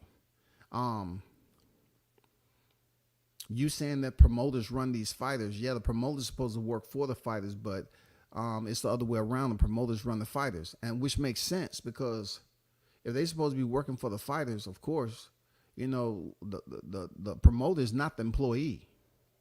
You know what I'm saying? The promoters are not the employee. They're doing all the work. You know what I'm saying? They can't, okay, the promoter is supposed to be working for you. Just like people saying, I'm a taxpayer. You work for me. Well, the promoters have a lot to do. They have a huge responsibility. They have to make sure all the I's are dotted and T's are crossed. So that terminology that they supposed to work for the fighter, yeah, they supposed to promote the fighter. They supposed to, cover all the groundwork. Absolutely. But like he said, these fighters are not their own boss. We have found out that many was just capping. They was just sitting up here saying, I'm my own boss. But he said, I'm the best. I know I'm the best.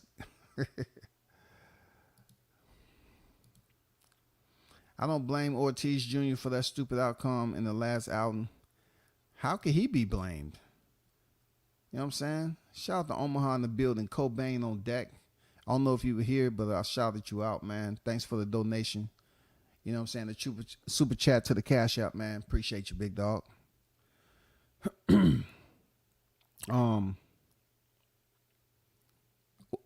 Ortiz can't be blamed for that shit. No. But when it comes down to Ennis, though, Ennis, you're going to have to figure it out, man. As a brother, I'm trying to help you.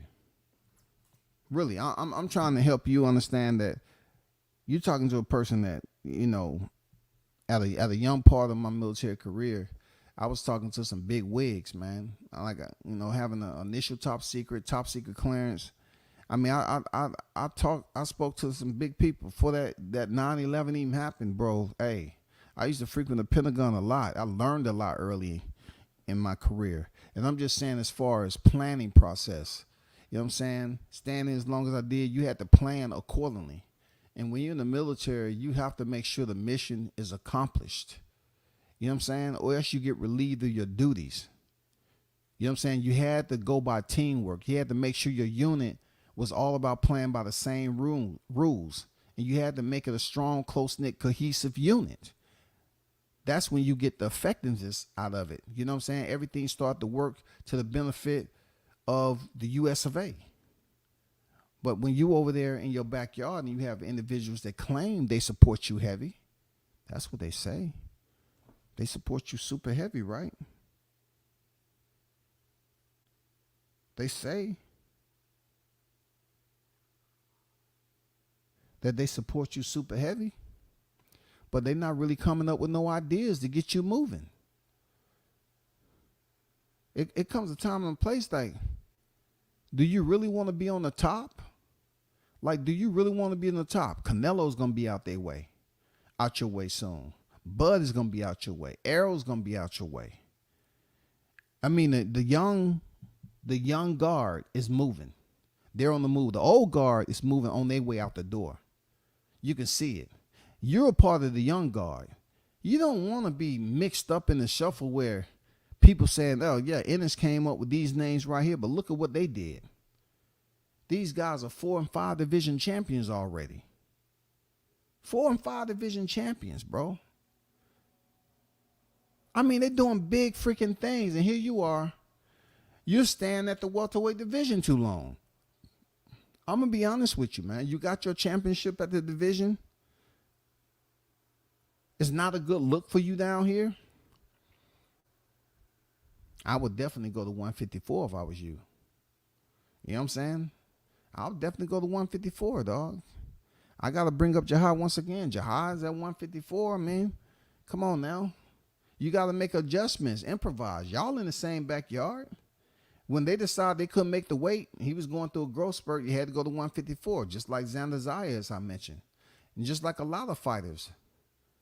They can't make the weight no more. They have to move up. How long are you going to stay at 147? And are you cutting weight that's healthy enough for you to perform? Do y'all plan on becoming undisputed down there? I don't know what y'all got going on, because it just seems like they're not giving you any indication that they want to lead you in the right direction.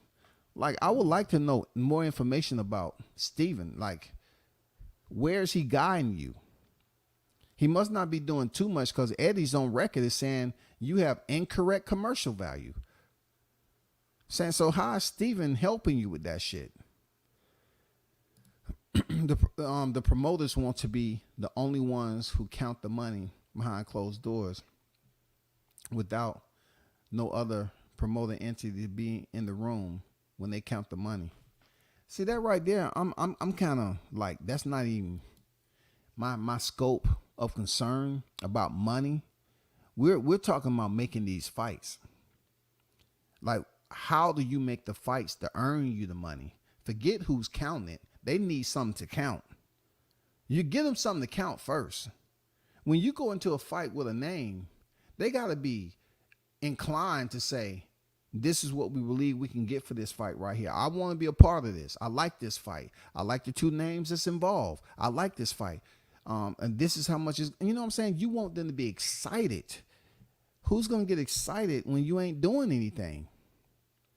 How many times you hear them say about black fighters, they're not entertaining? When did that happen? Like, when Floyd was fighting, they was coming to see him lose, man. How are you going to get fans to come see you lose? You got to become the bad guy sometime in life and start talking your shit or something.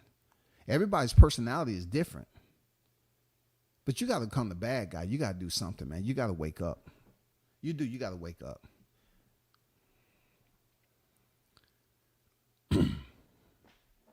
For sure, man. Shout out to Cobain on deck. Omaha 402 in the building, man.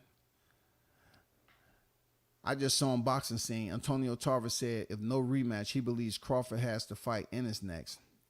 Listen, everybody want to talk about who Crawford should fight. And once again, I am not a spokesperson for Crawford. I'm just up here providing you with the hot grease so you can cook. So you can understand what a cookout is. They can say Ennis all they want. See, Ennis, a lot of people just want him to fight Ennis, right? They want Crawford to fight Ennis. But were they saying the same thing about Crawford being qualified to fight Spence? They act like Crawford was never qualified to fight Spence. No matter what he had on his resume, he was never freaking qualified. Never. Now, it seems like, oh, no, that's old paperwork right there. That's old paperwork. No, Ennis, no. He doesn't have to go through the whole prerequisite process right now. We did away with that. We kind of condensed our requirements down now. We had more so of a 10 to 15 questionnaire. But for Ennis, no, we only have 2. Okay? Are you a professional and do you have a belt? He checks the boxes. So yes, we want Crawford to fight Ennis. No, bro. No, man. Come on now. Why all these cats up here just avoiding what they witnessed on social media in 2022? Why are they just trying to throw that shit away? In 2021, 22, why are they trying to throw all that shit away? Like they didn't see, like this shit is not archived out here. It's archived. Human beings up here giving all that criticism about a fighter who has the accolades. And they saying, oh, he ain't fight nobody. Who did he fight? Who did he fight? Well, look, WCS will put it out there once again to all the owls that was asking the question, who did he fight? Who did he beat on July 29, 2023? Who? That's all you need to know. The fight that shook up the world. The fight that shook up the world. Because they didn't want to goddamn acknowledge what their eyes was telling them. They didn't want to acknowledge it, so they had to goddamn get it the hard way.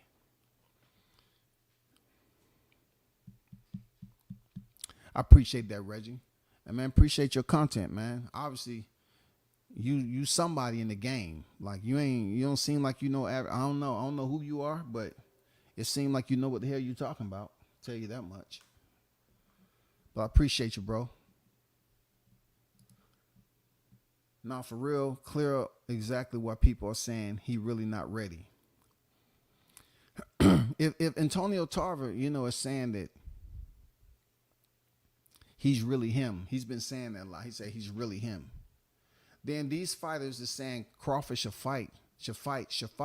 Tell them to go down the resume and do film study. You know what I'm saying? And to validate their point on why they want to see Ennis in there with Crawford, because you just can't go off the belt.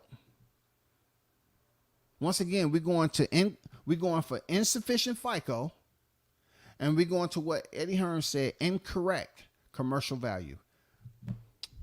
And see, I get the criticism, and like I was putting out some bad shit. Like I get the criticism that I was targeting Boots. Now Eddie Hearns come out with it. People gonna look at, oh shit, he had a good point. He had a good point right there. Okay, I got it. Now it's starting to make sense. Okay, all right.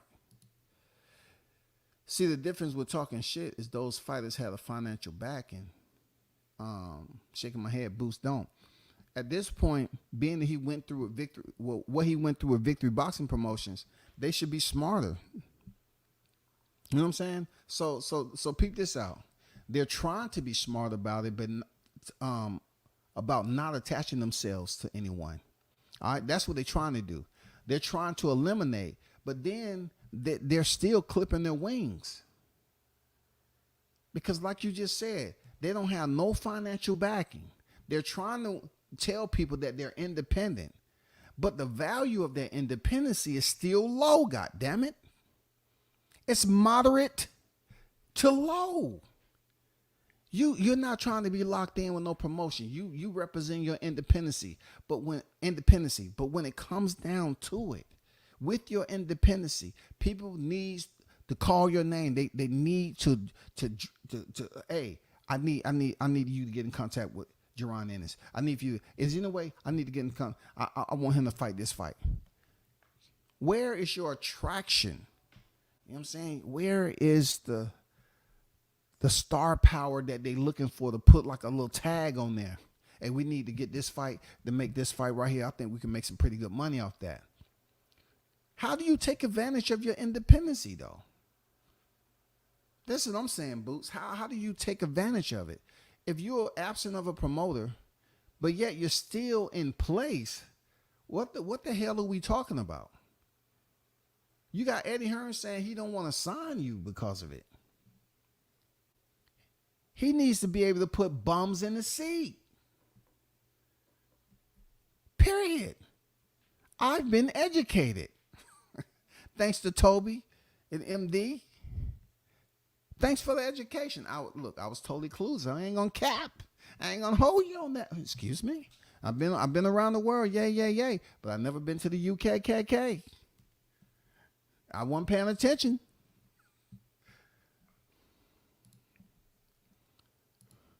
He said the same thing with Boots, who has beaten to get Crawford fight. They saying the same thing with Boots. Who has he beaten to get? I don't hear too many people saying that, dog. Like, please enlighten me. Inform me. Or I don't hear. I hear people just basically what I was saying earlier. They're using the same hook with that bum ass bait on it. That's all they using, man. They using that same dull bait, that shit that stank, and think they're gonna hook a big fish. Like, come on, man. There's only one fisherman, man. He showed you. He had the nets on his pan. He went in there and goddamn slayed and filleted and cooked the big fish, man. Come on, man. Who is this dude beating? How are they gonna get him in a position to beat somebody? He has a title, and still, I don't know who he's fighting. What you gonna wait on Crawford? Crawford waiting on Canelo or whoever he's waiting on, and Boots just sitting still waiting on who? God damn it! Look on the screen, God damn it! Egidijus Kavaliauskas. Look on the screen, man. Look on the screen. That man right there is a valid test. Oh, a valid test. Valid test, bro. Shout out to Mean Machine. That's a valid test. You know what I'm saying? Whom shall I send? He's tested, man. He's a tough fight. You know what I'm saying? And then we have the, a boxing aficionado in the chat, Misfit saying, you're about to fight Ennis, huh? And Mean Machine say, if he stops running and takes the fight. Ugh. Mean Machine talking his shiznick. He's talking his shiznick. Damn, dog. See, if we can get more interaction like this is conducive to me doing a live. I ain't gonna lie. Like, we screenshot tweets of everything else of Michael Benson, Keith Idec, Dan Raphael, and all that shit, right? But I'm talking about boxers interacting with boxing fans, consumers, about updated current topics, man. That's a legitimate response. He said, if he stops running, are you running, Boost? Are you gonna respond to this? I need to see those pundits, those advocates over there in your backyard. They need to talk about this. They need to talk about this. Because this is solid. This right here is a solid freaking screenshot. And it says a lot, man. You have Mean Machine responding to a boxing aficionado about a current topic. They're asking about Jaron Ennis. It's a legitimate question, and he gave a legitimate answer. And then he said, Mean Machine, he just got awarded Crawford's IBF belt, so he should be free. He allowed a voluntary title defense. This should be trending right now. I ain't gonna lie to you. It should be trending. This shit should be trending right now. It should be trending. Why they ain't gonna go to the depths of the end of the world and say, hey, look at this right here. Look at this. If it would have been Michael Benson, they would have did it. But look, this should be trending. It's a legitimate question, and Mean Machine provided you with a legitimate, genuine answer. Shout out to Mills, man, with that goddamn that incoming. Appreciate you.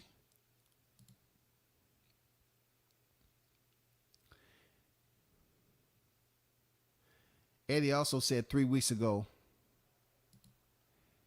he needs 12 months to turn Boots into a star, and he should be headlining in Philly. Yeah, he should be headlining in Philly. He should be. He should have been. He fought in Philly. He's already fought in Philly. Man, there's no need to talk about the numbers. But they have to do a renovation process. I mean, something has to happen.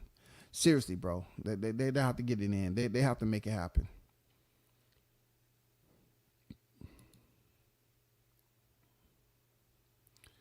Shout out to the Brim Reaper. What's good? PB downplaying me, but time has been proving me right more than wrong.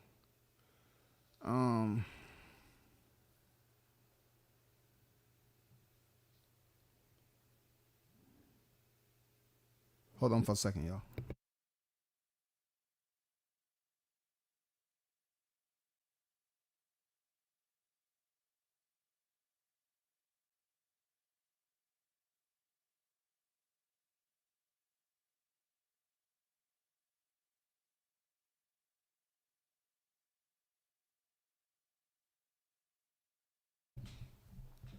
Same days you are the only one that has any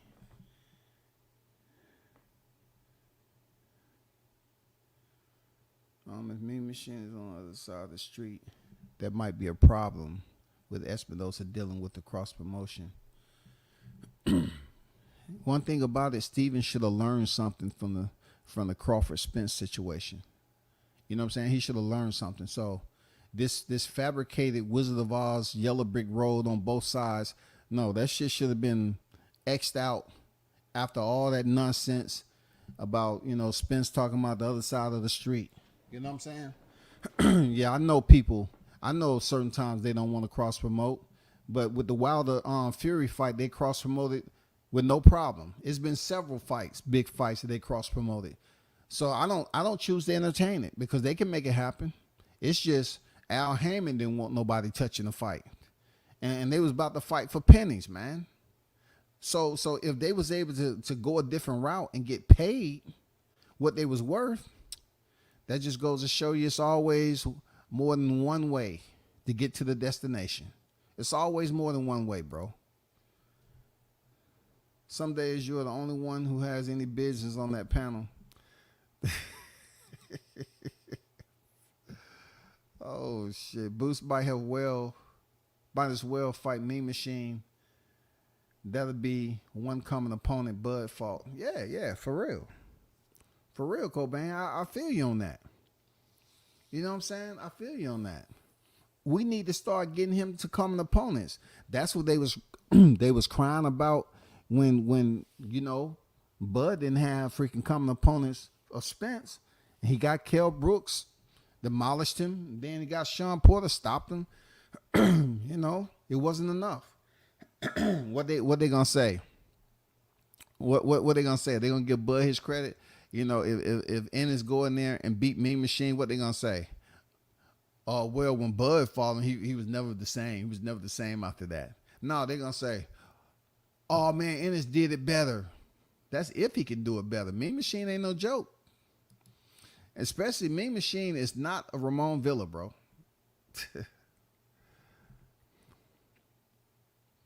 I said months ago, WCS, the Boost denied a Mean Machine fight. Okay. Which would be clearly his best opponent. Okay. So he said he denied a Mean Machine fight. I wonder why. Why? Now it makes, and now we're putting some pieces together. See, this is what the classroom is for, man. So, per the tweet,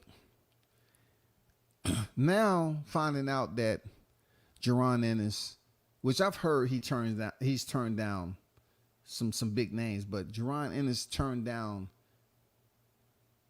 the Egidijus Kavaliauskas fight. Why would you do that? Why though? How are you gonna expand your brand? But appreciate that information, Brum Reaper, for real. Bozy might say Mean Machine Bozy might say Mean Machine don't got no titles. We only want the guys with the titles. I know we better not get Boots versus Robert Guerrero next, man. We better not. Man, come on, man. It ain't gonna be pretty. I don't want to hear shit about no freaking him fighting Mario Barrios. I don't want to hear nothing about him fighting Robert Guerrero. Goddamn Hector Camacho Mancho. You know what I'm saying? Freaking Vinny Pazienza. You know what I'm saying? Roy Jones. I don't want to hear none of that, bro. For real. I don't want to hear that. Ricky Hatton. So you talking about he's fighting his son? No, he's fighting Ricky. No, bro. We ain't doing that. I talked to several fighters. Hey, shout out to Trick Noty, the Oracle in the building, man. Salute to you, bro. I talked to several fighters and a legendary promoter out of Philly, and they all said Boots had his chance but went the other way. If he really wanted to fight, dude, he would not have gotten out of line. Hot grease sizzle. The sizzle sizzle.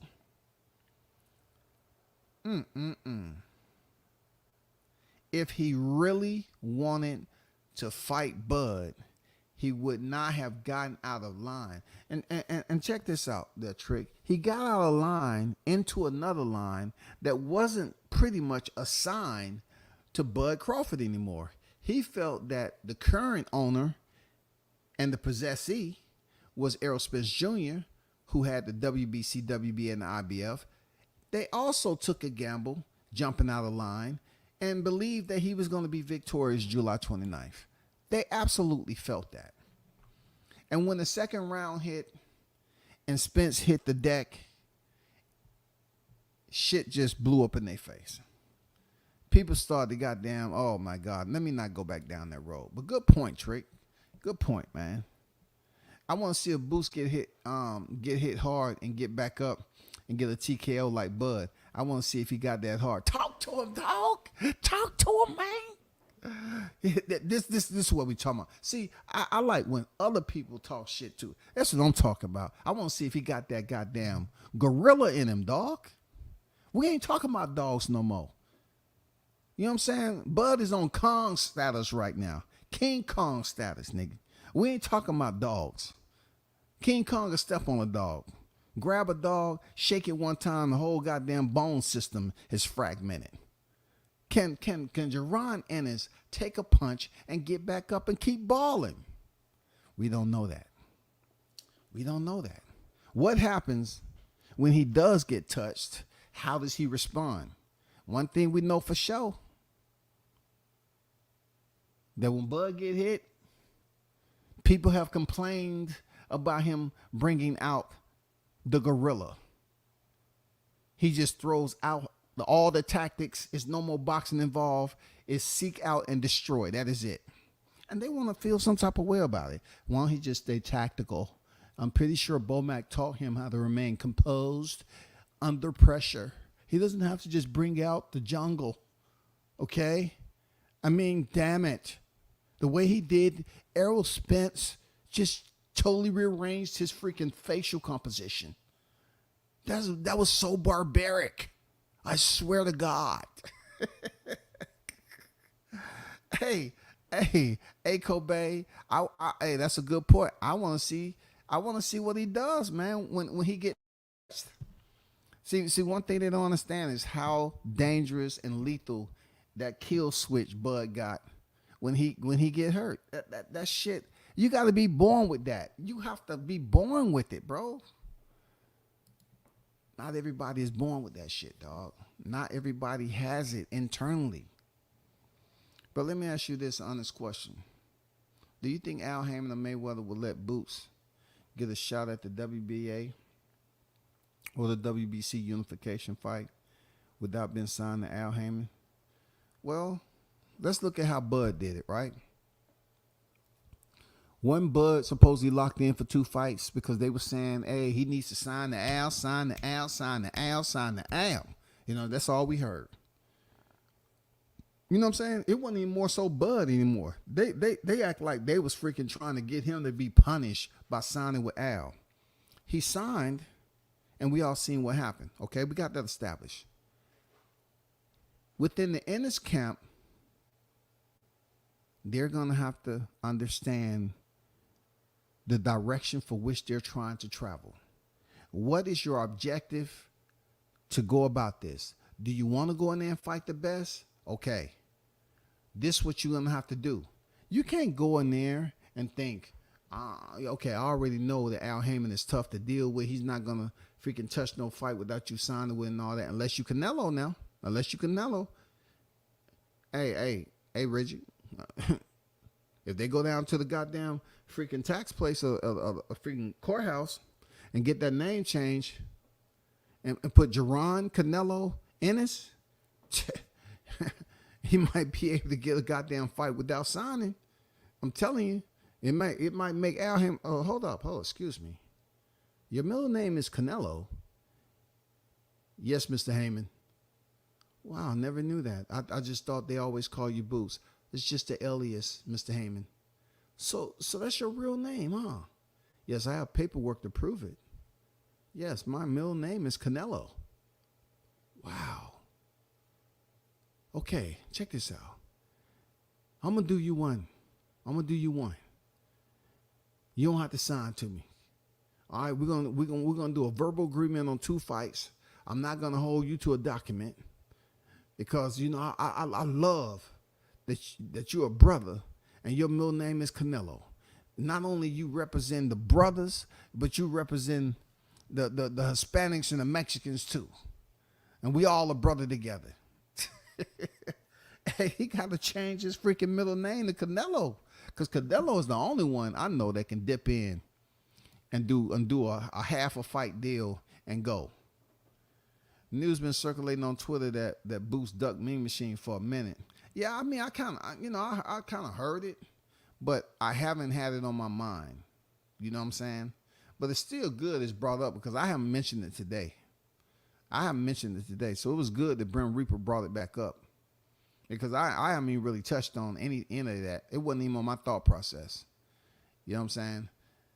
But I like how, Misfit had that interaction with freaking Mean Machine. If more interaction and dialogue like this from consumer to fighter can happen, if the fighter's receptive to it, they got to be receptive. A lot of them ain't,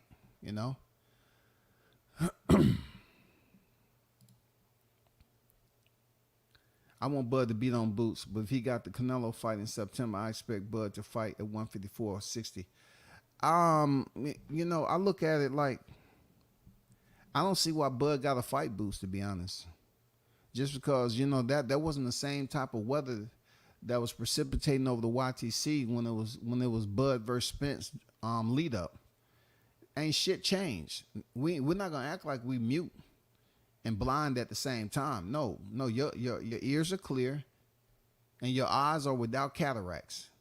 You can go back and listen to all these people say what they said. Keep the same freaking energy, man. I want Bud to be on, I read that bias. It's crazy how people don't look at their natural dimensions and strength numbers are the exact same height and reach. But I'm just saying, when it comes to Bud and that kill switch and his overall freaking technical ability, you know what I'm saying? His boxing IQ, he got a team that's on the same level. And not only that, you're talking about living a fighter's lifestyle, everything that you've heard already. And he got a coach and a team that's training at a high level, bro.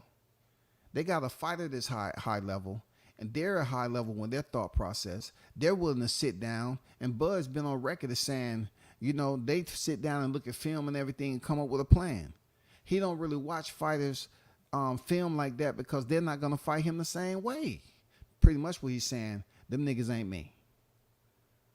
The film they looking at, them niggas ain't me. So they look at who I'm fighting, and they do the film study, and we come up with a plan. At the end of the day, Bud still, he's fighting on the elite level the way he is and still listens to his coach, man. Man, come on, bro. Come on, man. He's still listening to his coach. Come with the jab over the top. It sounded, what was his words? It's time to turn that lead jab into a hook. Shit. God damn, man. He dropped him with a jab. Say it ain't so, man. Trick is right. Boots team won the vacant belt. Also, after Virgil dipped on Bud fight twice, and Thurman was moving up to 154 versus Spence, Boots was set for number 1, and Bud fights all mandatories. Yeah, for sure. But they didn't even give him time to fight a mandatory. Their Reaper, they didn't even really provide him the space to, they stripped Bud. Real talk. They stripped him, bro. You know what I'm saying? They stripped him.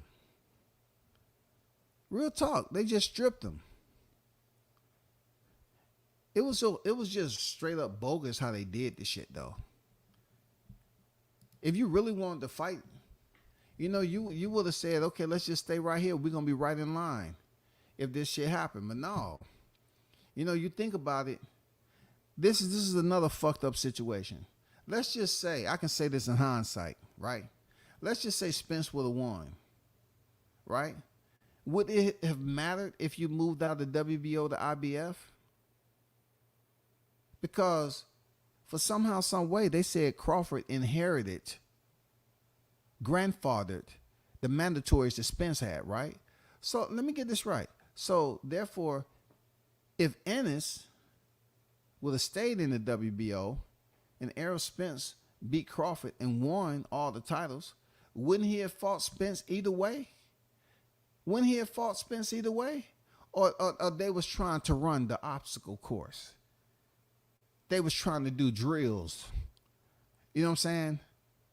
What was going on? Were we trying to do CrossFit? Wouldn't it have been the same way? He would have inherited something of another. Staying in the WBO, if Errol Spence would have won, he still would have got to fight Spence. But then he changed over to the IBF because they probably somehow, some way felt that, that's a little bit too dangerous over there. I don't feel comfortable. I don't feel safe. Let me go the IBF route, the Jumpstart 2023. After the bullshit with BOK Prime, that they talking about, hey, man, we was trying to, man, get the fuck out of here, bro. Y'all wasn't trying to make no Crawford fight. Oh, we trying to make it BOK Prime and Boots Ennis fighting. Man, oh, man, that was just so bad, man. It was embarrassing. I ain't gonna lie. It was embarrassing. For content creators to get these actual chain of command representatives, you know what I'm saying, these authorities, the shakers and movers, to get on the phone and even waste their life trying to talk about a fight without having the necessities, the resources, to make it seem like it's credible. The fight never went nowhere. They're up there just throwing the name somewhere. No. This is what happened. You had a certain individual trying to pretend like he was more than what he was. He didn't want to basically speak to the manager. And the manager would have told him, oh, both of them, they're not signed with Showtime. But to be honest, I don't think they're going to sign any deal with BOK Prime. That would have cut everything out. If you do sloppy business, you get sloppy results. And that's exactly what he did. He want to bypass managers and call up Bozy the father when they got a manager. They got a manager. But you just want to call up the pops and cut corners. We could have saved everybody's time. Hey, they're thinking about signing. They want to sign for 2 fights. Are you willing to do that? No, we lower you to Showtime. Okay, we don't have shit to talk about. Don't have motherfuckers running on the YTC talking about, oh, man, we about to make the biggest fight. We about to make Jaron Ennis and Terrence Crawford. Cap. That shit ain't happening. Stop it. That shit ain't happening. They was up here trying to make it seem like they was going to be responsible for making it. It was just sloppy. It was embarrassing. It was unprofessional. You know what I'm saying? I mean, it was underwhelming. We got people pretending to be in higher positions than what they are. But yet they don't want to use protocol. People have places for things like that. It's called in the court. Lawsuits, that's what they call them. You're not going to just try to get a boxer to do business and the manager don't know shit about it. You just want to go to Papa. Oh, Bozy, you know, they want to sign him for 2 fights at least, and they can make the fights or what have you. But no, I got loyalty to Showtime though. Oh well, I don't need to call Steven then. The only reason Steven was on the phone was because people didn't do their due diligence to find out all the information. They didn't have a line of questions to ask. They want to waste Steven Espinosa's time, and he got on there and found out, oh, they didn't have much to offer anywhere. Anyway, nothing. They loyalty was to Showtime, bro. So if MD hit Mean Machine up that mean the Boots still ducking Mean Machine smoke. Yeah, man. I mean, that shit right there should be on the thumbnail of people. Real talk. That's real legitimate communication and dialogue with Mean Machine, who's been said to be ducked. So, just like Blunt just said, he says been out here for a minute now. But that within that minute, I haven't heard too many people talking about Boots not fighting Mean Machine. They just keep on talking the Crawford shit. That's what a little bit irritable to me. Like, you keep on talking to Crawford, but yet Mean Machine is a common opponent of Crawford. They wanted Crawford to fight a common opponent. He did twice, and he got the job done easily. But not so much for Boots. He gets the VIP treatment. You know what I'm saying? He gets to get coddled, get his back rubbed. You know what I'm saying? He's a nice guy. We don't dislike him like, Crawford. And we don't love him like we do Spence. He's just right in the middle. That's what they saying. He inherited Spence because Boots' team enforced it. Okay. Yeah, they enforced it, just like if Spence would have won, they would have enforced WBO. I mean, isn't that how that worked? They would have enforced it either way. They would have enforced it either way, man. Right? I know the IBF is strict. See, I'm finding out with the IBF, they play by different rules. They very slimy. You know what I'm saying? Shiesty motherfuckers. The IBF, man, the shit they pull with Crawford, has that ever been done before? Do y'all think that's ever been done? Like, I know they used to stripping motherfuckers. I remember T.O. was set to fight his mandatory Kambosos, and they was busy trying to get him to fight Devin Haney, and Devin Haney wouldn't have got all the belts. You know what I'm saying? He wouldn't have got all the belts. T.O. would have been stripped of the IBF, and Haney would have fought for the 3/4 of the belt, and then would have had to come back and fight Kambosos, which he still would have got to the prize, but it ended up working out for him to get them all in one lump sum. Had Errol won, they wouldn't take his belts. Hell no, they wouldn't have took his belts. Hell to the no. See, y'all remember that on the playback. Y'all remember that. If Errol, in hindsight, I can talk about it now. If Errol in some fantasy world, not Earth, in some virtual world, if Errol would have won, you would have seen a whole different goddamn attitude, man. Boots team won to a vacant belt, but they front like that ain't the case. Nah, I agree, man. The way they took that belt, man, they weren't trying to go in there and fight for it. All they had to do is just leave it alone, and they would have been in line to fight Crawford. He wouldn't have had no other choice. Okay, now we finding out Spence is not happening. Who's up next? Boots. We wouldn't have had no other conversation. Oh man, they ordered Boots face Crawford. It's a done deal. It's a wrap. They fighting, y'all. But no, if you steal the belt, you take away your enforcement, like I said, and you don't need nobody enforcing shit. Now you want to go up here talking about, hey man, we trying to get in contact with you, Crawford. No, you could just left the shit alone.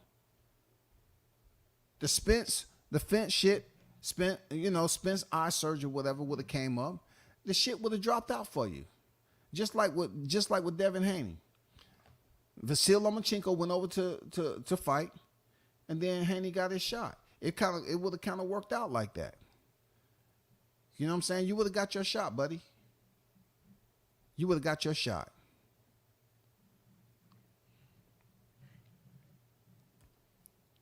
You didn't want the shot. Man, y'all wanted to goddamn say, hey, IBF, hurry up. Can you promise something? It seems like Steven has something to do with that shit. You know what I'm saying? The reason being, it just seems like in reality, like it gets a little wild on how I think they feel about Crawford. Crawford went and lost them a lot of money. So in a little indirect, sneaky, slimy type way, they kind of fucking with him. You know what I'm saying? They goddamn stripped the title from him. I wonder who made the phone calls to make that shit happen. Real talk. I wonder who made the phone calls to make that shit happen. Seriously.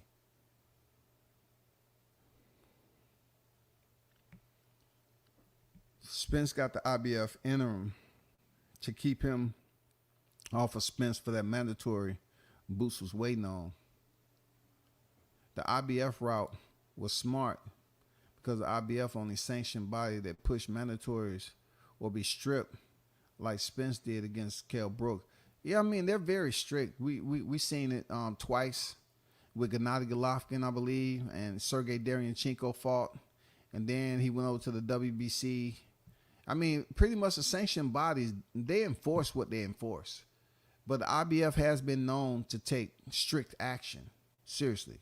So you're correct on that. You know, the IBF do take strict action. Real talk. But either way, if he was number one in the WBO, he would have still, you know, got that enforcement. He would have gotten enforcement, just like the IBF. If he would have just sat there, he would have got the enforcement. But they come up here, and it's not even 2024 yet. He had the titles a cool 90 days, man.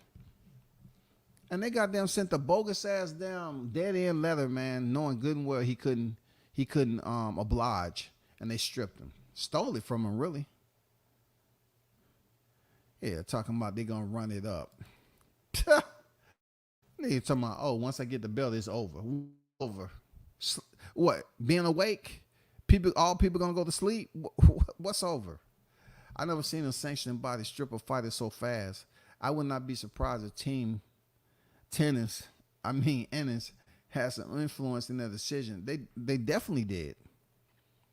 They're trying to take the sneaky way out. They definitely did, bro. You see, they didn't go on there in Twitter and say some shit like, man, I don't know why they did that. That's not the way no, man, they wanted it. They wanted to prove. Don't remove the enforcement and then try to act like you the enforcer. If you was number one, they would have said, okay, the IBF would have started doing what they do. But no, you wanted it right then and now. You didn't want no parts of Crawford. Now you want to get the belt and then turn around and say, okay, let's act like we in pursuit of Crawford now. No. You know, Bud is up there saying, you're a theater fighter, man. I'm going on bigger things, as you know. And I want Canelo. He ain't gonna get no credit for that shit. I mean, you are talking about the person, the actual person who basically read and heard all the stuff they were saying before he stepped in that 29th. And look, and though WCS joke about it that Crawford fucked it up for the rematch, he did too much. He made it look too easy. I can understand where his vengeance was coming from. He had a vengeance, man. He had blood. That nigga got it in blood, didn't he? That nigga got it in blood. Did he not? He got that shit in Omaha blood, nigga. It ain't no ifs, ands, or goddamn duty, nothing. He got that shit in blood, did he not? Shit. Mean Machine in the streets with this shirt off. Hey, man, Mean Machine ain't no joke, bro. You know what I'm saying? Appreciate that, Reaper. They hate Bud shit crazy. It is, man, but one thing he proved, if you built like that and cut from that cloth, you can soak up damn near anything. You know what I'm saying? And keep on stepping. And that's what he did. He took that shit, man. He listened to what all these motherfuckers were saying. You know a big part what I always look back at too at the press conference is how Crawford said he gonna take his belt off. He said, don't let me take my belt off or something like that. And how mad Spence got. I knew it was over. This nigga got mad because Crawford was pretty much sonning him. You know, like, man, I'll take your belt. I'll take my belt off, man. Give you a whooping, man. What are you talking about? I'll take my belt off. That's his ego. You know, goddamn Spence ego. It pissed him off, dog, because he's used to saying, on God, you ain't gonna stop me. I'm bigger, stronger than this nigga, man. I'm gonna beat his ass. In his mind, that's what he thought. He was too blinded by all that ego he had, man. He was too blinded. But then on fight night, he ended up getting blinded literally with that blood that was coming down in his eyeballs.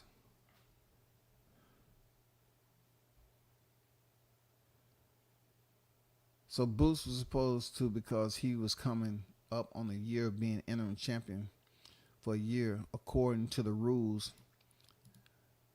you can only be a year interim champion. Okay. Appreciate that info. I mean, I look, I ain't gonna lie to you. Some of the stuff you putting out here, I do have familiarization with, but I'm not here to say, oh, I know that already. Like I already knew that. No, I like for the chat to be educated. I'm not gonna sit up here and say, oh, well, I know that. You ain't just putting it out for me. You putting it out to the freaking listeners too. But hey, appreciate you putting that up there though. You know what I'm saying? That's just like the difference between you fighting for a freaking belt. You got a certain amount of time before you fight your mandatory. It's a difference if you fought a champion or you fought for a vacant. I get the feeling that Espinosa something to do with that too. I smell a weasel. He do give you weasel vibes, don't he? Right? He give you weasel vibes, dog. You know what I'm saying? He give me meerkat vibes. For real, dog. This motherfucker be long ass neck looking around and shit. I ain't gonna lie. Meerkats, man. I love them motherfuckers though. They smart as shit. WBO route was not going to work unless Espinosa agreed to let Boots fight. And what network was they going to agree on? Showtime, ESPN, DAZN? I see where you at with it. But once again, Reggie, I said if Errol Spence won, he would have had all the belts, right? So who is Boots signed to again? So would it have mattered? Would it have mattered? Like, just think about this. July 29th, he win all the titles. Ennis is supposed to be independent or whatever. Errol Spence win. He wouldn't have no problem fighting on Showtime or whatever for that shit. But check this out. That's only in a perfect world if Bud didn't enact the rematch clause. You know what I'm saying? You still got to factor that in if Bud didn't activate the rematch clause. If he didn't activate the rematch clause, Ennis then would have been sitting good. But then again,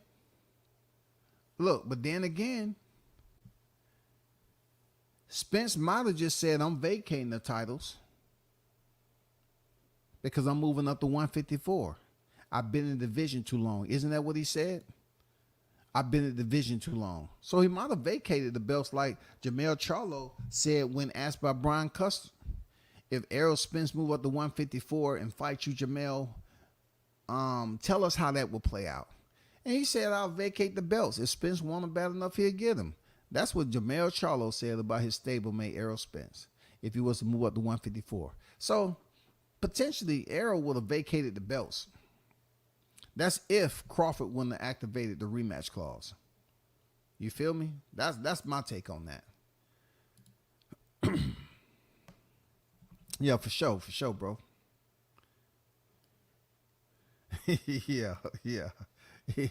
Hey, he also called freaking TJ Dillashaw a little snake in the grass, and that was before all that shit came out, when he was leaving freaking Uriah Faber to go over there with Dwayne Bang Ludwig. You know, I do my MMA shit too, goddammit. He one of those that would do whatever to not get beat up, even if it meant lying to everybody. Man, they're gonna have to straighten up, tighten up, bro.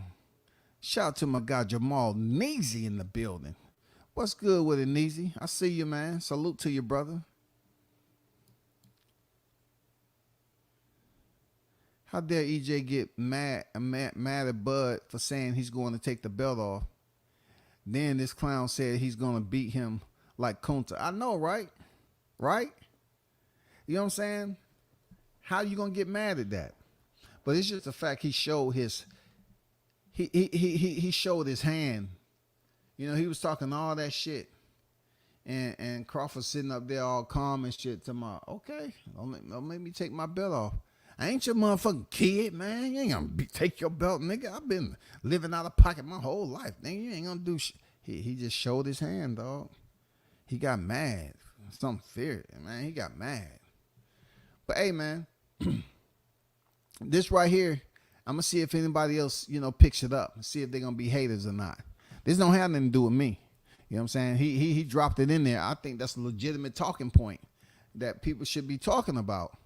And y'all should try to go find this and look it up and talk about what Mean Machine said about Ennis. Y'all want to talk about everything, that Crawford ain't doing.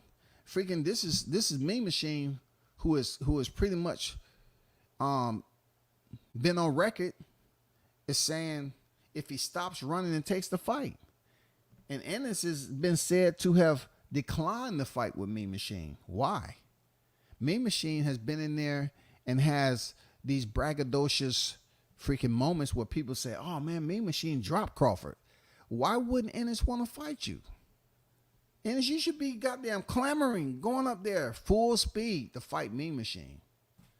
Come on now, we want to be able to crack those jokes like y'all was talking about Avanesian. Yeah, we want you to make those jokes about Egidijus Kavaliauskas, Alokis. You know what I'm saying? Make those jokes about his name. See what happened. Y'all out there, y'all need to be talking about him fighting Mean Machine. Real talk. Because Mean Machine, man, he responded with a boxing consumer, bro. He responded. Come on, man. Come on, bro. I'm going to have to put this back out there for real. Hey, but y'all hold it down. Appreciate y'all for pulling up. As always, man. You know what I'm saying? Shout out to the hottest chat in the MF and gang. We should do it again. Peace. I'm out.